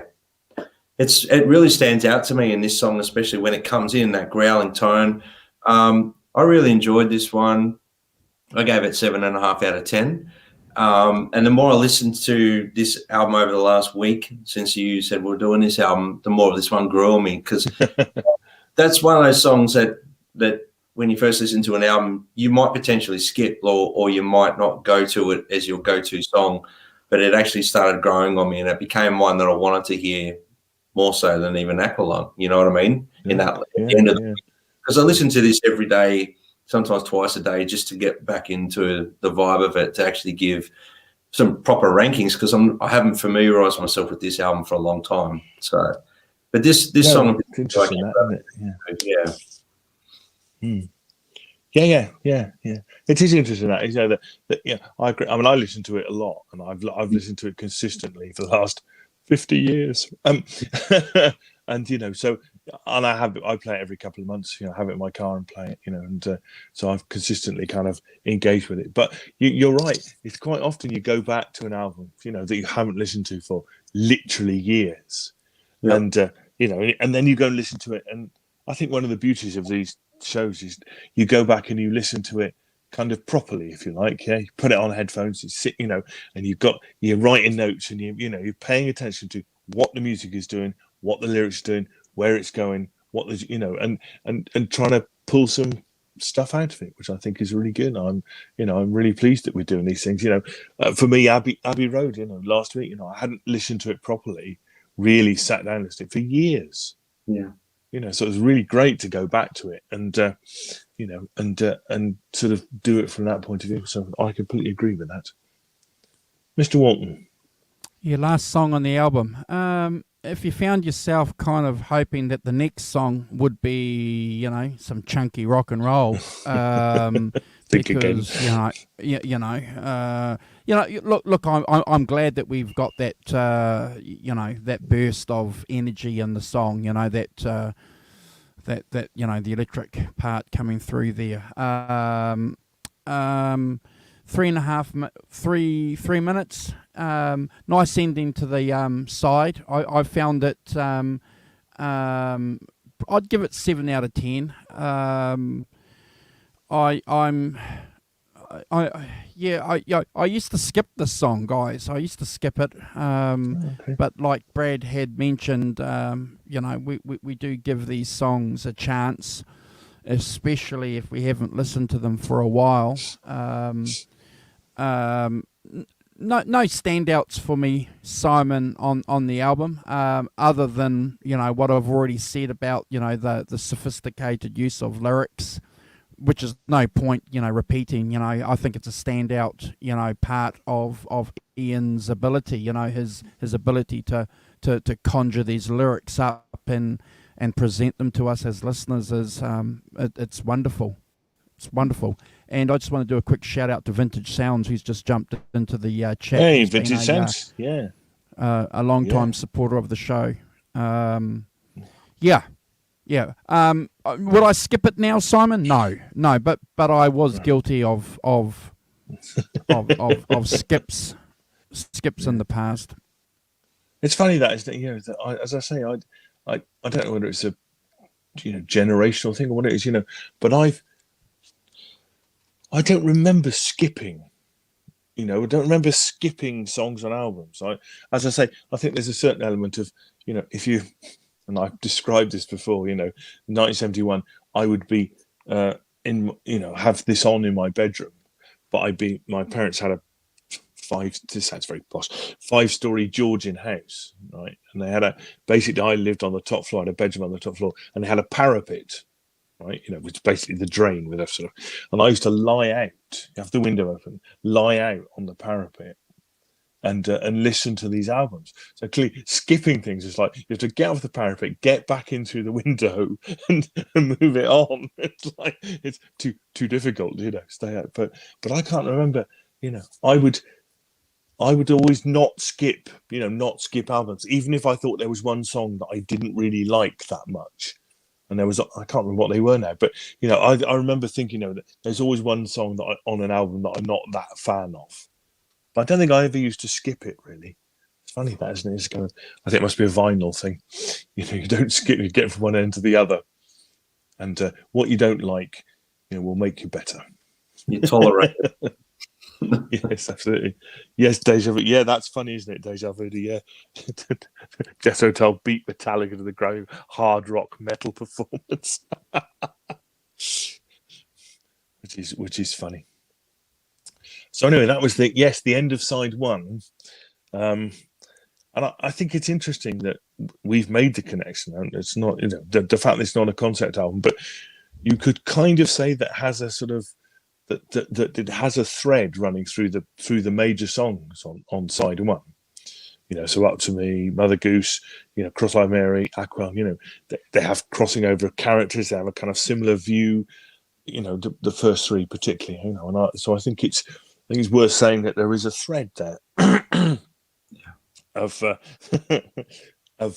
you know, of that kind of social realism and those kind of everyday things running through these songs, which is not the same as side two, but yeah, so, and doesn't make it a concept album, but you know, I like the fact that there are those underlying themes, and they are picked up in each song, you know, kind of characters and the way he describes things. So yeah, I'm feeling good. So we moved up, and now Yes, and after a smooth landing on side 2, we arrive at the sort of one of the big songs. We have big songs on the album, which is "My God," which is, I mean, Anderson has described it. I think it's quite bold. This actually to go for kind of overt, kind of, I would say, criticism really of aspects of religion. I think particularly in America, that's quite a bold thing to do, isn't it? In America, our American friends in the thing will tell me, but seem religiously quite a conservative. Certainly then, I would have thought, and a song like "My God," I would have thought would have stirred up quite a lot of things.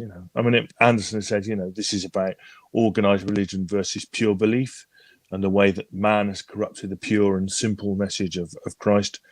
God's lack of action speaks volumes for the song's larger messages that God is manipulated by people and not through his own tangible actions. So I think, I'm clearly, if you read the lyrics, it is about, the fact that, he is the God of nothing, and that's all that you can see. You are the God of everything. He's inside you and me. Clearly, that kind of personal belief versus, the bloody Church of England in change of history. We are talking about, and I think he said that this is a kind of view of religion from being a sort of mid-teenager.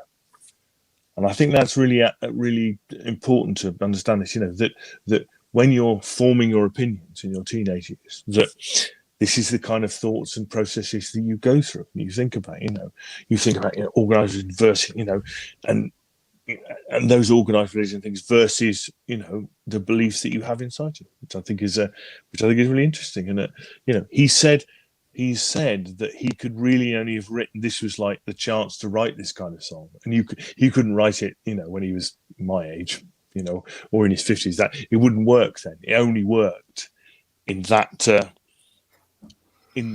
then when he was, in his very early 20s kind of thing. Lest we forget, they're always in their early 20s in these things, and not. It's.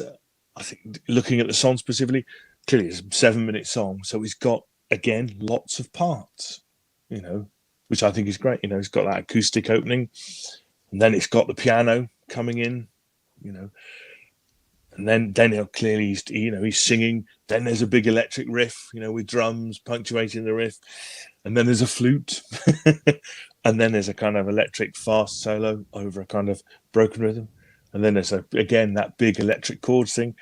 You can tell it's kind of building it up as a kind of when the building blocks of different sections, and I feel that is a thing in here. That. Then you've got flute solo, and it goes back to the electric guitar chord section, and then back to the piano and the flute. So and repeating I think they repeat the lyrics in it as well. And then back to acoustic piano and flute to end. So you've got sort of that kind of rise in the middle. Starts off quiet, gets loud in the middle, and crazy, and then back down to back down to sort of the quiet bits, just acoustic piano and flute to end. So again, I'll give this a 9 out of 10 because I think it's a really bold song and a really bold subject, and I think he pulls it off. You may disagree, but I think he pulls it off. The difference, is clear, and again, very strong lyrics. And I like I like the imagery. I like the things, the way that he builds it up, the way he presents the two things. Yeah, so I'm giving it a 9 out of 10. It had a big impression on me. I'm 14, remember. What's it supposed to do? Well, for me, My God, it has a nice opening for side 2. I'll put it that way. It was a great way to start the second side. Probably one of the songs that I was most fond of listening to the first time round. I was like, oh, I really like this one again. Like I haven't heard this for a long time. It was refreshing to hear. Acoustic intro, I really liked that. When the guitar kicks in, for me, I'm hearing an early Sabbath vibe. Solo Tony Iommi, I can hear it there. It's there. Well done. Yeah. It's there. I mean, it's touching on Tony Iommi. Any particular songs, Brad? Any particular song, Tony? Any songs that come to mind when you say this album kind of reminds me of like Black Sabbath, the self-titled album, the first one, with the dual solos, and if you listen to Tony's playing in there, there's similarities. I'm not saying that they copped each other or whatever, but there's obviously an influence that's infiltrated between, maybe even both bands have been influenced by each other, is what I'm saying. So it's really. I'm going to go and check it out. That's why I was asking the question. Yeah, we'll go and have a listen, That's really cool. Especially like Sleeping Village and songs like that off Black Sabbath's first album. Then listen to this album, you'll hear what I'm talking. I'm sure you'll hear there's similarities. The flute solo put is very cool, but very indulgent. Again, it's a real timestamp for the era of this song. Like this is what music's like here. It's not, the outro solo is pretty cool. Look, I gave the song 9 out of 10, and I liked this one just as much as I liked Aqualung. So I'll hand it over to Andrew. If this is my note here, if you thought that the previous songs had indicated that Ian was a really good songwriter, this song proves that he's an exceptionally good songwriter. It was a song that I had some of my religious friends talking about as a wonderful example of rock and roll and the message of religion. So they weren't put off by that kind of juxtaposition between the organised religion criticism and the. No, that's interesting. No. No, not at all. It was, in fact, it was a validation for some of the folks that I was hanging out with at the time, which is always going to be the benchmark, I suppose, when I give my evaluations on these albums. And then I might tack on later on, some of my, more contemporary thoughts on the song. Very much a deep track. And I think Grant Van Zandt, as a masterpiece, lyrics aside, the moving from the acoustic to the heavy just really caught me. He's been reading my notes. I think that's spot on. It's a deep track, and never a skip. It's certainly a fantastic song to open up a side 2 of a British, rock album. Who do take their craft very seriously. Yeah, agreed. Yeah. Well, as I say, I'll go back to my original. I think it's quite a brave thing to do. In 71 to pitch a song like this, and to have that kind of the two things going on. But, I got an 8-track tape recorder for $1 and it'd go, well done, great Mazzini. Recycling at its best.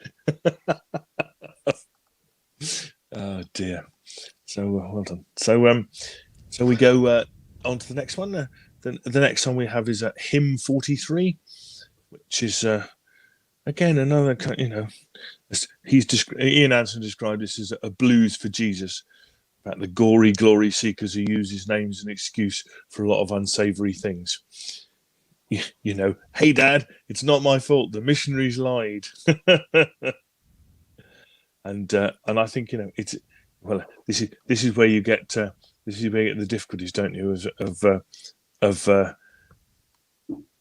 Of people read this and then they see the previous song and they think, oh look, it's a song about religion. This is an album about religion. Clearly the first side not an album about religion, but again I think it's more about that, and about that juxtaposition between organised religion and what you believe in yourself, and the way that has been sold to people by the church. And again,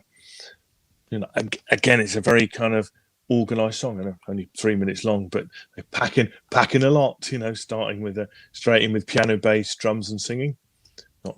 not too many songs start off with all of that, but then they have electric riff over piano and flute, then singing, then the electric riff, and then more singing, and then the guitar solo, and so on. You get, and clearly, there's different parts, putting them all together.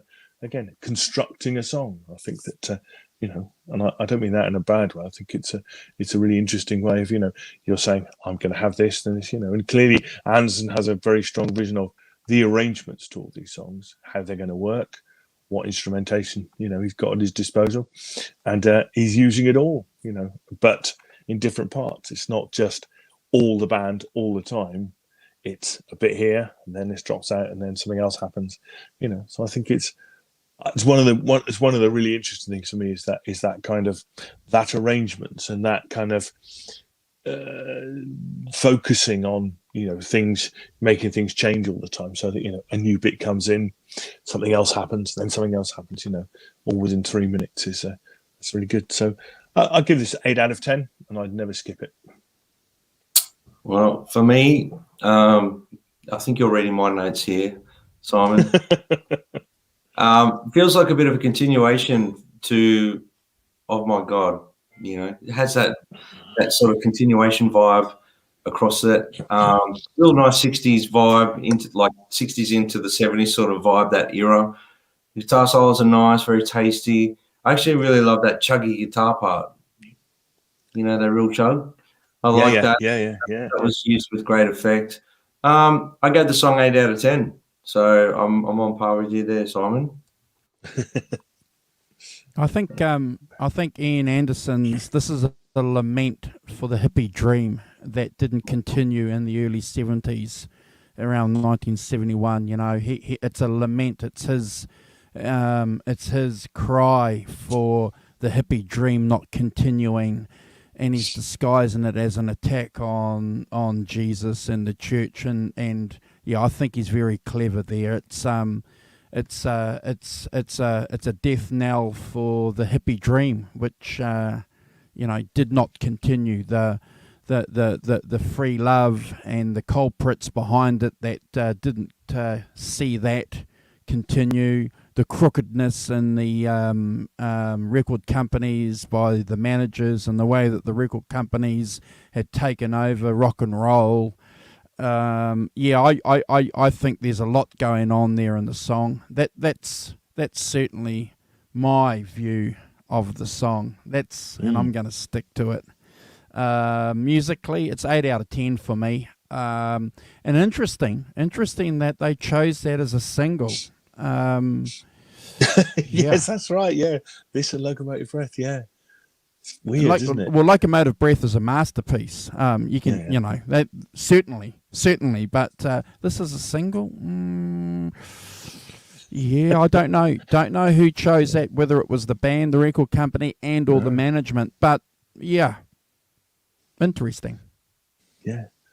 It is, it's odd that, isn't it? Yeah, you wouldn't think. Again, I think that thing,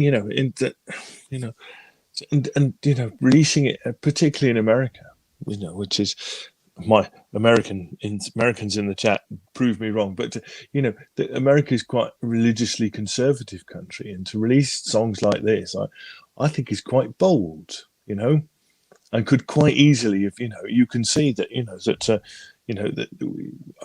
to wit, the John Lennon thing, we're bigger than the Jesus kind of thing, caused all manner of aggravations, isn't it? Burning of Beatles records, and and he had to go and retract it. Whereas I think these songs are really interesting, lyrically challenging songs that that have a point of view.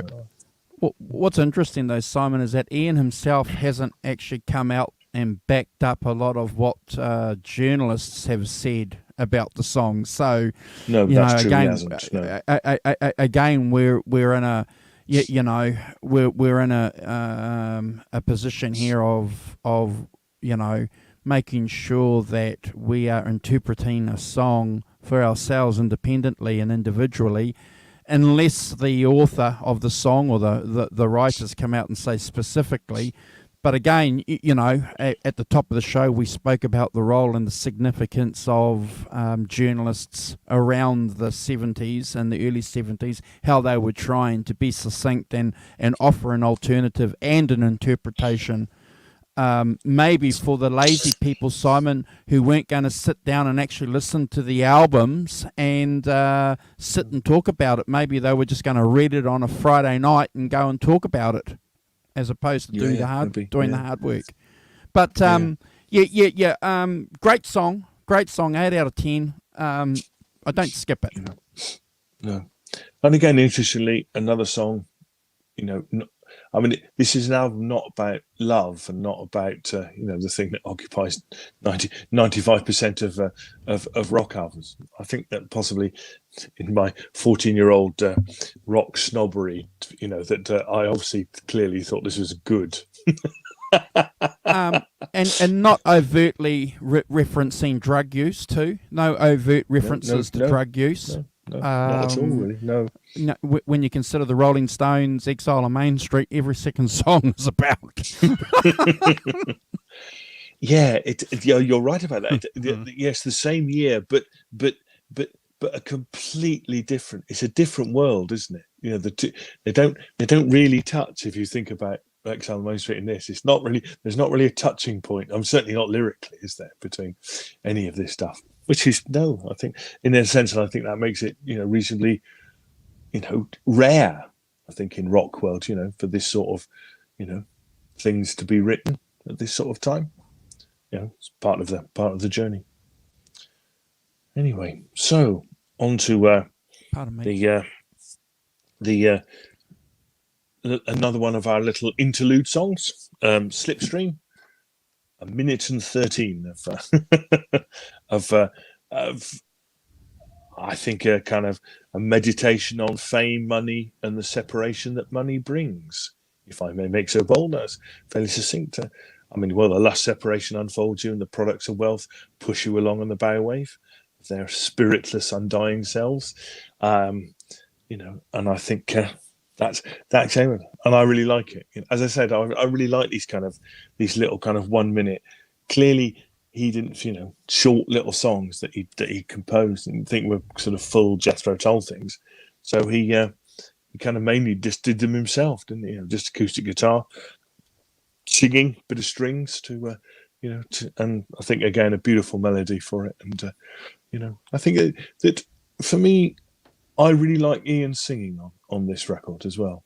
I think, you know, that he's got a voice and it's a strong voice. And I think, you know, that he can sing this, you know, sort of these much lighter acoustic things really nice, really beautifully. You know, I feel like they're really well done.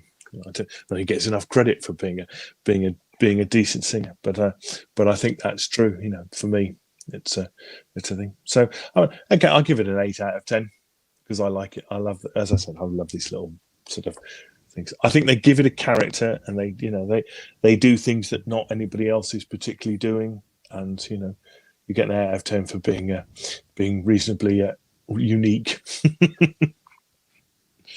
Brad. Well, for me, it sounds like, you know, I might get timed out here. No. 4. No, because no, you won't get timed out because I'm looking at your smile, and I'm going to be honest. I think we both might get timed out here. All right, it's fine. All right, you go first. All right, for me, I'm going to sort of simplify it. I'm not going to knock the song. It's in context of the album. I think it fits in the theme of the album and everything like that. But for me, Slipstream means skip. It's Skipstream. Skipstream. Feels Skipstream. Like for me, I went to with one of my exes. Now I went to a thing called Confest, which was a real hippie vibe thing, and it's a great festival. But it kind of reminds me of, like, there's hippie, like cool hippie, and then there's the try-hard hippie, and there's the try-hard hippies around the fireplace having a jam. That's what it reminded me of, with a string section behind them. So for me, it's a 4.5 and a skip. Ooh. It's short. It's short, so you could listen, bear it. But if it was a long song, it would definitely skip every time. But 4.5 for me.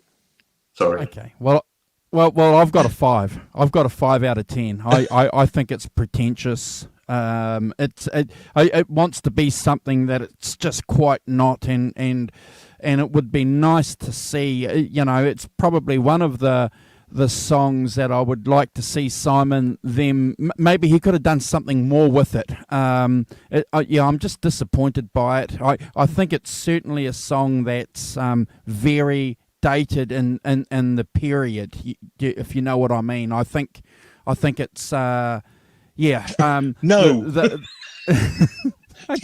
Where's Brad gone? He's put himself into purgatory for 20 minutes. Yeah. Well, he's done that. No, Alan's done that. but look, the good thing about Slipstream is that it's the song before Locomotive Breath. Palate cleansing. And it's only a minute and a half. It's only a minute. Yeah, Slipstream is the mouthwash before the toothbrush.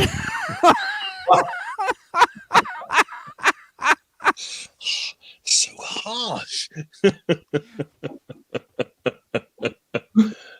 No. Yeah. So yes, this is a Slipstream is your version of my What I'd Say on the Beano album, which I recall got like none, -4 from being in the bin. You're right. Or Parchment Farm. Parchment Farm.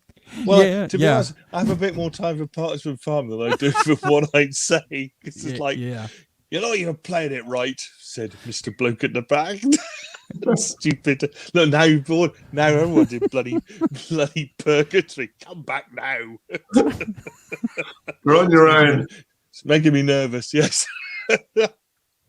But that's the point. You've got to be honest about this, and if it doesn't move you and it doesn't, if you don't feel it, then absolutely it needs to in the bin. It's and I think that for these sorts of albums, because clearly I've got a vested interest in it. It's my first album I ever bought, etc. So there's I'm biased, but I don't expect you guys to be biased about it at all. And I think it's really important, that you approach these things as you approach them, and if it's not moving you, then the first thing you've got to do is say so, absolutely. So yes, so don't put yourself in purgatory. Nonsense. We're not. You don't have to do that. We're not discussing Van Halen. Okay. That's a Kurt thing. Kurt did that. That's a Kurt thing. That's Kurt. Yes. Put himself in purgatory, which is even funnier. But yeah. So I'm fine with that. So anyway, on to one of the mainstays of the song, which is Locomotive Breath. I read that this was one of the songs that they had that was sort of Anderson had a vision of it, but it wasn't worked out beforehand. So they kind of worked it out in the studio. And I think it was quite hard work. Because at one point he said, I saw an interview with him where he said that he had to go in and basically play a bass drum and a hi-hat for 4.5 minutes as a kind of early version of the click track. So basically he just went in and went, dum, dum, dum, and then they played the piano to it, and then somebody came in and overlaid the drums to it and stuff later on. It's kind of like, yes, a weird portent of how it was going to be to record in 10 years' time when you had click tracks and stuff. So it's quite funny. But so again, a song that's built up of its parts, slow piano opening, electric run over the piano, then into the riff, mimicking that train, dun, dun, dun, dun, kind of thing. Then electric volume solos, and into the riff with stunted guitar and singing, electric interjections into the second verse. That's all in the first verse. Flute solo. Again, great bass playing. I'll mention it again. I think Jeffrey Hammond does a great job on the thing. And, and then to fade out, which, so I think in terms of that, again, it's one of those things. He said, Ian Anderson, that the locomotive in this song is society running out of control, and being a metaphor for society's problems. He said, when he wrote it, I wasn't deliberately setting out to write a piece of music on a particular subject, but it evolved during the writing process into being not terribly specific, but about issues of overcrowding, the rather claustrophobic feel of a lot of people in a limited space, and the idea of the incessant, unstoppable locomotive being a metaphor for seemingly unstoppable population expansion on planet Earth. And he said that when he looks at it today, it does become very crystallized into being a song about unmanageable population expansion, something that concerns me even more today than it did back then when I wrote it. I don't know whether you guys picked that up. I don't think I particularly picked that up, and clearly he said that old Charlie represents God. He stole the handle and he's left the train running out of control. So this symbolizes everything, facing injustice in life and feeling powerless to do anything about it. You just have to make the best of it. So again, going back to the recording, it took them a while to record it, and but got there eventually. And I think it was quite hard work to do, and it's become a classic rock, staple, really, isn't it? As Andrew was saying, listen, if you put it on a classic rock station, it's not going to be too long before Locomotive Breath is going to appear. So hats off to Mr. Anderson, kind of broadening out his lyrical things away from religion. No, it's not particularly about religion. Again, I'm going to give this a 10. I think it's an absolute Jethro Tull classic. I dare you to skip it. 20 out of 10 with a Brad score. So yes, a great song, and I think it has has much to say. And again, I'm all for songs that have things to say, and maybe sometimes they're a bit clumsy or a bit didn't quite pull it off. I still would prefer that to a lot of other things. Certainly, my 14-year-old self did, clearly. Brad, what about you? Well, for me, it's a great song. Nice piano, guitar playing tones. I mean, I'm hearing a little bit of Clapton-ish vibes in this one. Tonal-wise, I'm hearing Beano. I don't know why. Maybe it's because it's still fresh in my head from us doing the Beano record, and I've been listening to Beano a lot as well. But I'm hearing that tonality thing from Beano on the guitar, and Martin Barr, his playing on it is great. Drums and bass are really cool. But that's on the whole record. Whenever there's drums and bass, they seem to really just lift the whole song in the way that they're meant to. They're playing in the parts of the song. I liked the vocal melody. The guitar parts are really cool. Like I said, I love the unison bends he does, like all the those things. It's sort of like those little jam out sections are cool, and the bass line's really hypnotic. That was one thing that second or third listening to this one, I found myself just almost like in a trance because of that bass line, which is what the Doors music does. They get you in a trance with that. So the bass line was very hypnotic. I gave it a 9 out of 10, and it's an epic. It's an epic song. Andrew. Yeah, look, I love the song. I remember this song, at my earliest listening to it on the radio before I knew it was Aqualung. And again, I've got to thank Mr. Lovell, Sixth Form English, for explaining to us a lot of the concepts behind some of the songs and albums, guys, that we spoke about. You might remember when we did Led Zeppelin, I said to you that we were reading Tolkien, and Tolkien was obviously an inspirer to a couple of the songs that Led Zeppelin wrote. So the connection was made to us when we were in Sixth Form English by Mr. Lovell. Locomotive Breath is talking about unbridled capitalism, and making that similarity between what Tolkien was saying in Lord of the Rings too, which was, a statement against, capitalism destroying nature and chopping trees down and overproduction. And when you're a 16-year-old, 17-year-old guy sitting there going, I just thought it was a rock song. Yeah, you know, because snuck it past again, you, yeah. Well, we didn't have the internet back then, Simon and Brad, you know, so we were heavily influenced by our peers and people around and above us, you know. We used to go and search out people to get opinions, you know. Paul McCartney wasn't the only one that jumped on a bus to go and find out what the B7 chord was. You know, we've all done things like that too, haven't we, before the advent of YouTube. So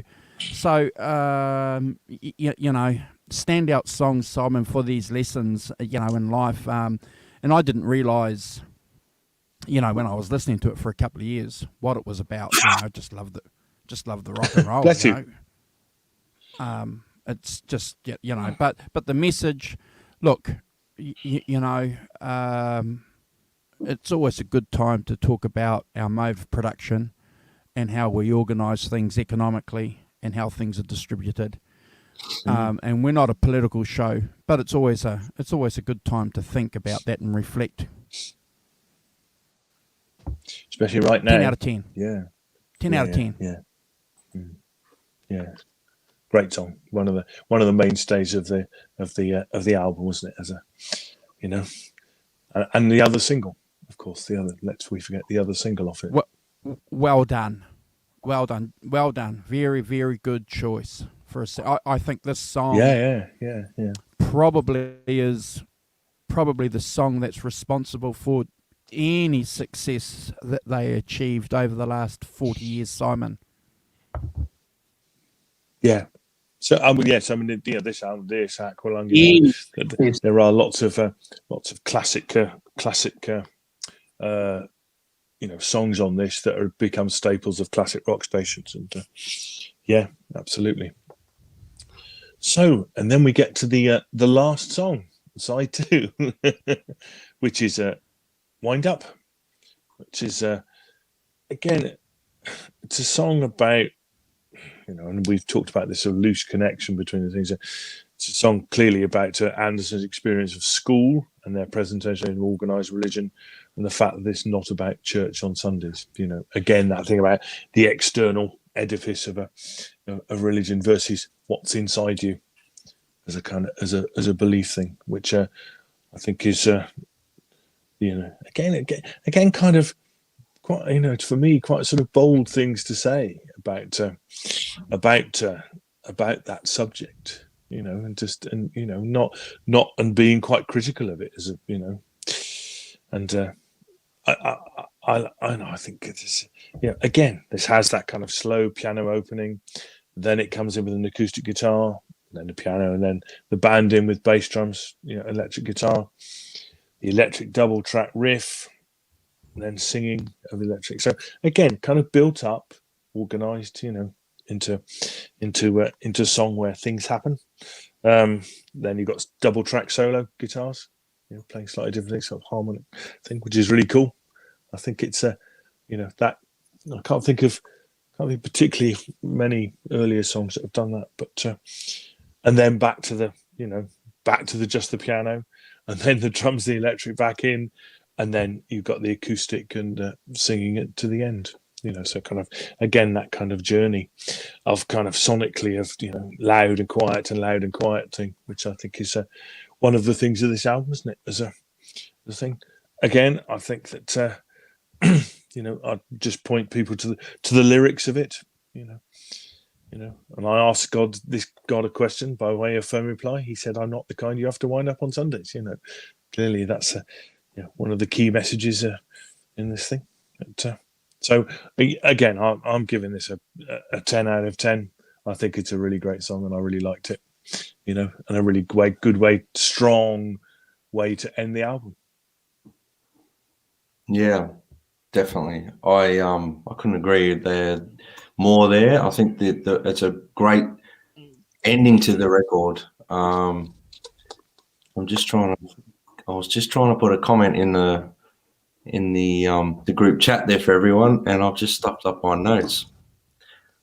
So that's just fantastic. Why does that happen? I don't understand technology, guys, so bear with us.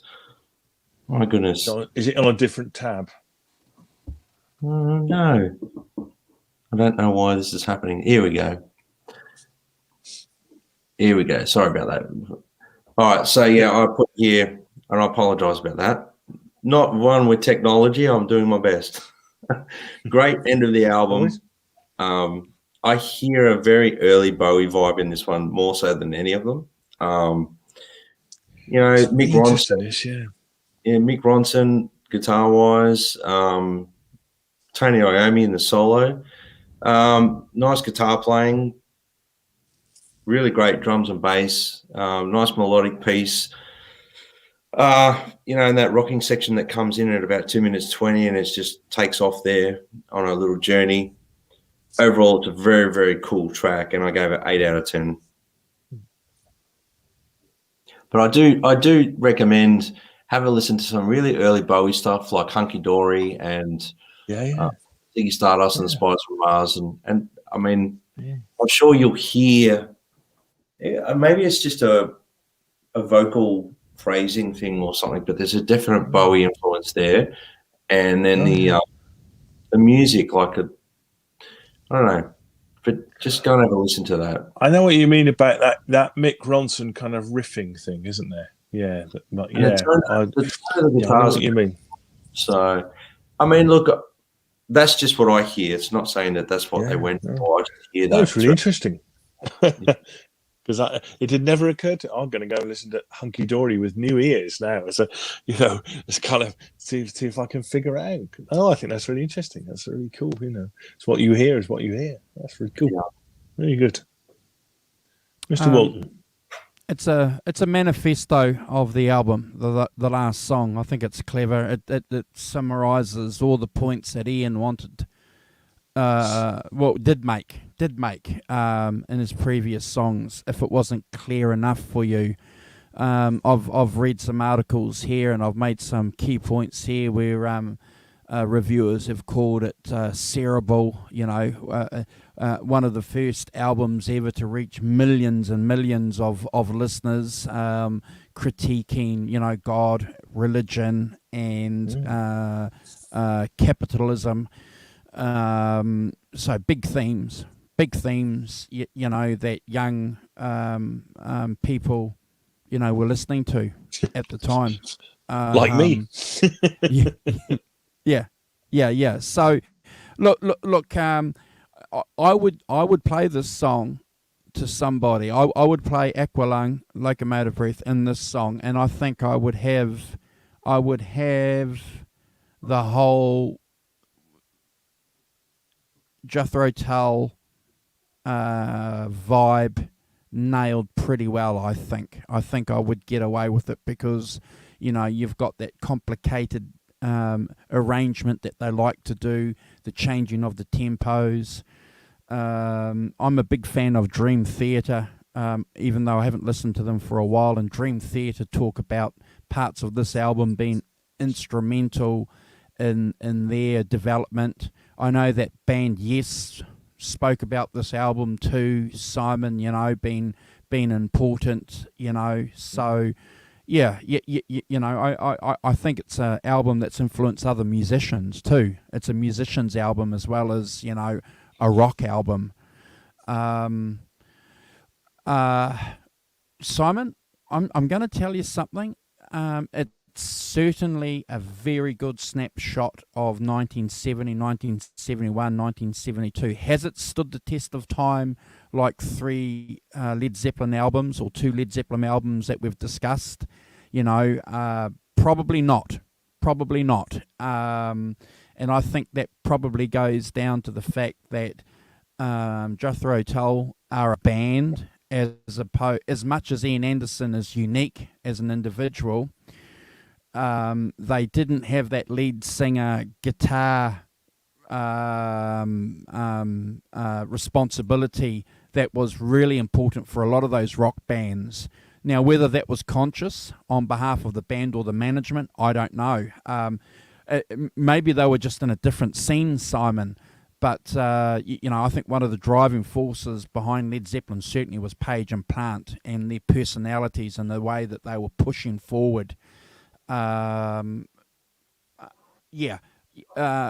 does it sound?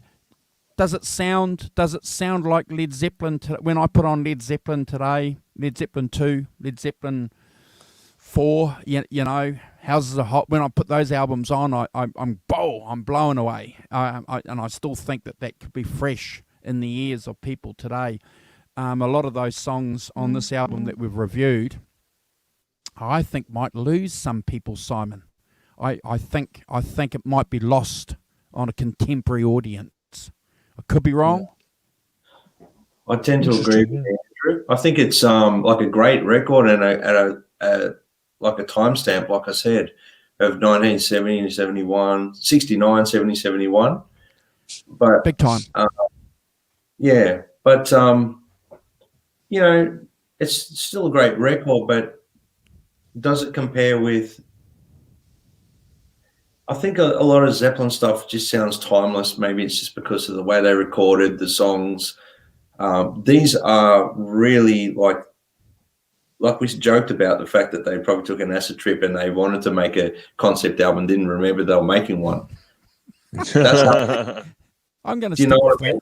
It does sound that way. Where Led Zeppelin were obviously, I'm not trying to compare the two, but they were relevant around the same time. And the influences are there. So I do think that they were. It sounds dated to that era. That's this record. That's what I'll say.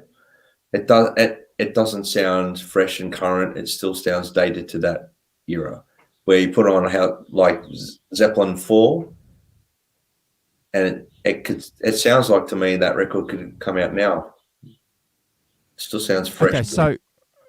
Okay, so I suppose, Simon, what we're saying then, Led Zeppelin 4 as an example, or Led Zeppelin 2, we've done that too, haven't we? We've reviewed that. Are masterpieces. Is this album, Simon, a masterpiece? You see, I would say yeah, but I mean, of its time, I agree with you, but of its time.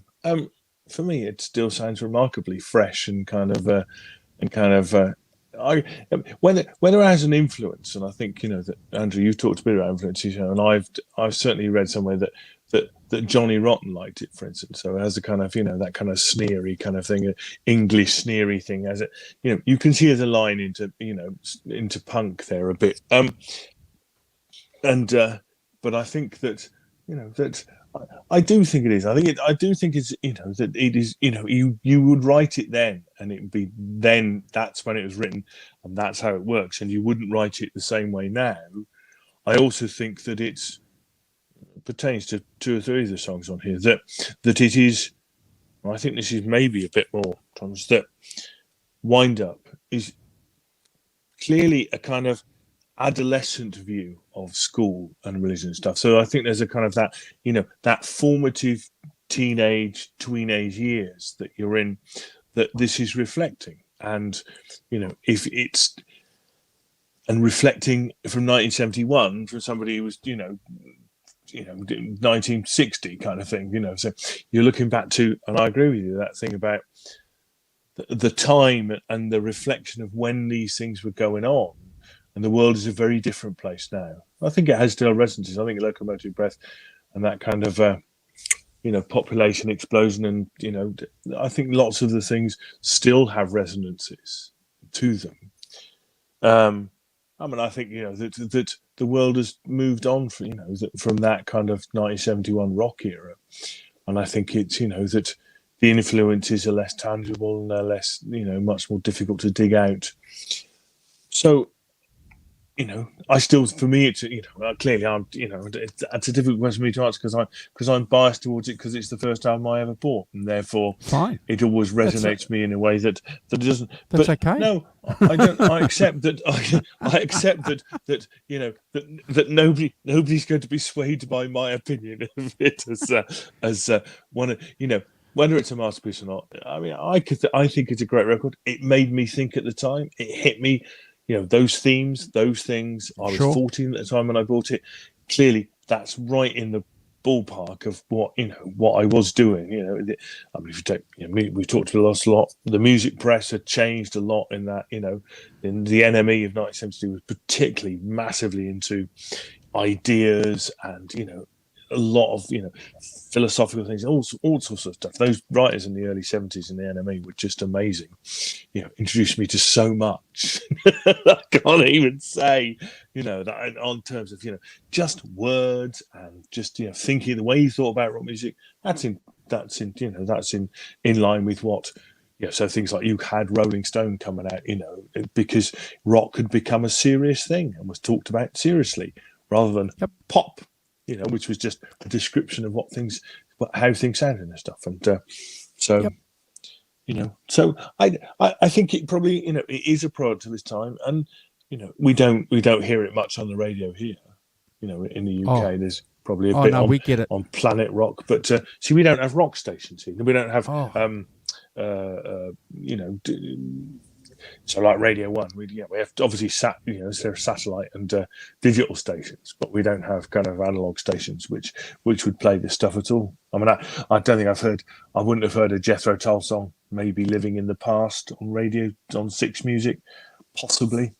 But we're really lucky. I've got two stations here. We've got the Rock, actually three. We've got the Rock, we've got Radio Hauraki, and we've got Classic Hits. And Classic Hits especially just plays, a lot of the songs, that we've been reviewing on past albums. So it's not something that escapes me. And, I wonder if they do in America. Maybe our American, Great Britain. Do they? Is it still played on, classic rock radio stations that you can get on, just ordinary dial radio rather than niche digital DAB radio stuff. And if anybody's watching the review and replay and they've got to the end here, and let us know what your thoughts are in the comments. After the video is up, is the album a masterpiece? Is the album a classic album? Do you rate the songs? Do you agree with our ratings? Do you agree that we should all be timed out? We want to share the channel, and we want to include your comments and your opinions, and we'll even make way for guest appearances. We always have an open mic here on this show, so if any of our valued watchers and contributors in the chat want to jump on, you have a home here for us for a show, so jump on and we'll talk about anything. We'll talk about anything you want. So I'm going to do You've got a favourite album? Yeah. I'm going to do a shameless plug for the channel. I uploaded a video about a week ago, and it received over 1,000 hits by a lot of people. It's probably the biggest video watched on the channel. And it was a video between Peter Green and Danny Kerwin. So clearly there are people out there that want to see that. So the album we're going to discuss next week is Peter Green and Danny's last album with Fleetwood Mac, Then Play On. It's a shameless plug for the channel. It's a shameless plug. It's shameless. Nothing if not shameless. Yeah. It's a shameless plug for these things here. It's not big enough. and some of those. I just think it might be smart, guys, if we did that, because, like I say, it's received over 1,100 views, which is amazing. Because and normally our videos get a couple of 100, 300, 400, which is, again, in itself not to be smirked at. But clearly people are interested in that part of the English blues scene. So I'll just chuck an album that's clearly running down that road. Simon, it's been wonderful. Thank you very much for giving me an opportunity to listen to this album again. I'll get Brad to pass on his thoughts on it, and then you can conclude. And I'm going to ask you to say goodbye to our people and friends in the chat. And yes, we've been on the air for 2.5 hours. Wow, that's pretty good. And we've had at one stage, I think we had 15 people watching us. So Right. Yeah, cool. Well, for me, want to say thanks again, Simon, for picking that. And who was it in the chat last week that suggested it? Arvin, wasn't it? Yeah. Arvin brought it up. You ran with it like a seagull on a tip, mate. like a rat, with it. like a rat up a drain pipe. Yeah, so we went with that. Thanks for that. And also just want to commend everyone for doing some amazing work for the channel. So thank you for that. And we really appreciate it. And we'd really appreciate, if you really enjoy this, make sure you give us a thumbs up and share it on your Facebook pages and encourage your friends that might be interested in watching us to subscribe. I've set a pretty hefty task of trying to get us to 500 subscribers. Was it by the end of March, or was it Andrew? I've sort of forgotten. Yes. I think it was by the end of March. I wanted us at 500. So we're on our way, guys, where I think we've got to get 98 subscribers or something now. So push your friends, help us get there. The channel's growing, and obviously the momentum's kicking along. But I really want to encourage everyone in the chat to start giving their rankings on the songs, because I'm not seeing people do that. I see occasionally. Yeah. But come on, guys, we do our homework. We expect you guys to do the same. So I'm going to crack the whip, and we want you guys to give your rankings in the song as well. And thank you guys for tuning in. And look forward to next week. Yeah, Nelson, you can come on and talk about fresh cream. Yeah, if you want to. Yeah. Actually, If you don't, I promise that I will pick that album. That will be my next pick. I think it's a great album to discuss. So Simon's right. If you want to come on and talk about fresh cream, just there's my email address scanning there on the bottom. Flick me an email. You'll see it. Hold on, you can see it right there. DONCUR@extra.co.nz. Flick me an email and we'll make some room for you. Simon, it's been a pleasure hanging out with you. Thank you for the in-depth introduction. It's wonderful. If people are at the end of this video and want to run and grab their Spotify or grab their album or go out and get this vinyl and sit down and listen to it, Simon and Brad and everyone in chat, I think we've done our job. Yeah. I think thanks Arvin for suggesting it, and thanks for indulging me in what I can confidently claim is probably one of the most un-blues records that we're going to do. Yeah. And the reason I haven't suggested it in the past is because I was a bit worried that it doesn't fit. The word electric blues is not something we're using often in when we're describing Aqualung as an album. So I kind of veered away from it a bit on the grounds it wasn't that. But if we're allowed to introduce some slightly more, things into it, then I think that would be fun. I think that'd be really good fun. Hobo Roadie. Yeah, Hobo Roadie. How you doing?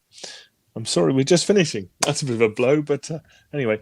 Thanks all for indulging me in, as I say, the first record I ever bought, which is of a particular shine to. And I'll just say thanks to Great Vanzini, Ellen Forrestine. Thank you, Ellen, for your continued support. Good humour. Great Vanzini's banning you every now and then. Julia Baldessari. Thanks, Julia. And Sonia as well. See, we have quite a lot of women watching this. Have you noticed? Clearly the it's good, which is fantastic. I'm very happy about that. I think it's a safe place to hang out. So that's good.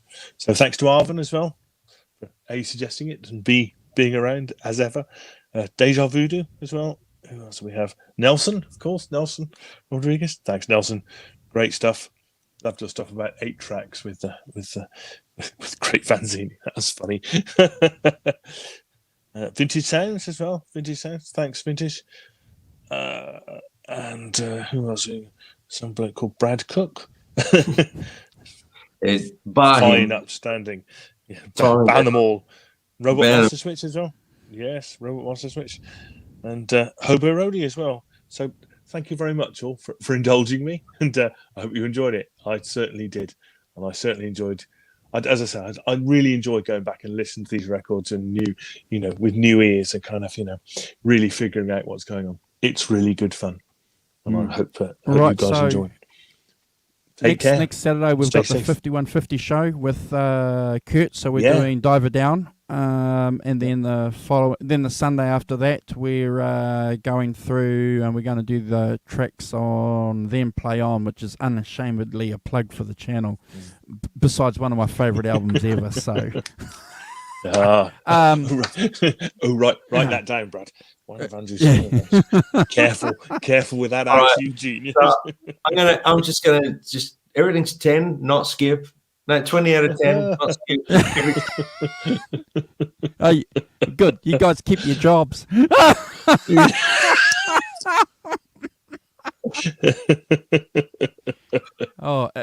usual, it's a pleasure. It's a pleasure hanging out with you guys. Thank you, Simon. Your introduction was outstanding. Thank you. Full of information, and that's what our channel's about. It's about information, but more than that, it's about opinions and ideas. So this is a safe place, as Simon said earlier. It's a safe place for ideas and opinions. And if you do fall upon this channel, make some nice, respectful comments. If you don't agree with us, that's fine. It's fine. Yeah, it's fine. Yeah. We're just not tolerating any rude, disrespectful, abusive behaviour. But constructive, argument, criticism, whatever, is all welcomed. Absolutely. Yeah. Absolutely. We'll ban you and we'll block you. But if you want to say, what the heck is Brad? What the heck does Brad mean? Black Sabbath and Aqualung. What planet's he on? Hippie, I'm just like, brother. It's really groovy. Yeah. It's really and he's not having a go at the neo hippies. All you people out there who are discovering the hippie movement and that whole hippie ideal of free anything, that's great. He's not having a crack. He's one himself.